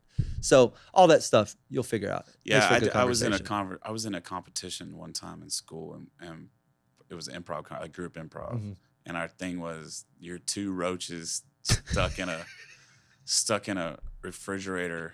Yeah. But the light won't go off. That's it. And it was just like me and my buddy Billy, and like I think it might have been 3 of us. I don't remember. It got pretty crazy, but it was fun because you're both really into. If everybody is on the same team, improv. I mean, I love it's what group podcasts tend to be for me too. I like group interactive improvisational comedy. It's really fun. Yeah. Yeah, and that's another thing that I want to do more on this. I want to work more on my timing as far as I think you're gonna find a lot of skills bubble to the surface. Yeah. You'll have outlets for, again, where are you gonna put puns right now, right? Yeah. This is a wonderful place to play. Yeah. Yeah, that's me and Candace do it all the time, dude. We'll just start going at each other with puns, and it's we used to do back when John Westling was on the Whiskey Brothers, we would call it Pun Smash, and someone would post something and one of us would make a comment, and then it became this. We used to play the game on the podcast all the time. So doing it on people's comments would just, oh shit, these guys got 200 comments on here, and it's just them going back and forth, and people would hate us. Well, let's get to the particulars. Where do people find you? Sladeham.com. Everything links over to me there, but my YouTube channel, probably my favorite. It's the only one I care about. The rest of it is, like we said, output only. I post stuff on Facebook. I have a newsletter that kicks ass. I do stuff, but YouTube is all my podcasts, all my travel logs. I'm on there. I'm on your YouTube. A couple videos. Yeah, you're in. We had a good episode of the Slade Ham experiment. Oh, I was talking more about the we didn't even talk about any of that. The time I almost died on a fucking mountain. That too. All right, man. Reasons for round 2, Jeff. Dude, I love you. You're one of my favorite people on the planet. I hope you know that. I know I did Artist Spotlight about you. You did. I appreciate it. It's really cool to be able to surround myself with people that are just doing things. There's a lot of us right now in this city that have known each other for a long time that are, people, it's the adage that, there are no overnight successes. It takes 10 years, blah, blah, blah. But you can have 20 years in the game, and if neither one of us and none of our friends sort of in the same circle have been idle, we've all been swinging. It's not like we haven't been doing things, and it just sometimes you're either for me specifically, I've been premature, right? I think I podcasted too early. I feel like if I'd come out in 14, 15, 16, it'd have been different than where we were. There's so many different things that just you can't account for timing. Yeah. So you put your best foot forward, and it's watching all these little kernels of popcorn that have been simmering since 08 or 09 or whatever they are start to pop for people is really cool for me. And we're sort of in the same place, and I'm enjoying it. And that's awesome. To the next thing, man. All right, dude. I love you. You're awesome. Let's get out of here. It's a wrap.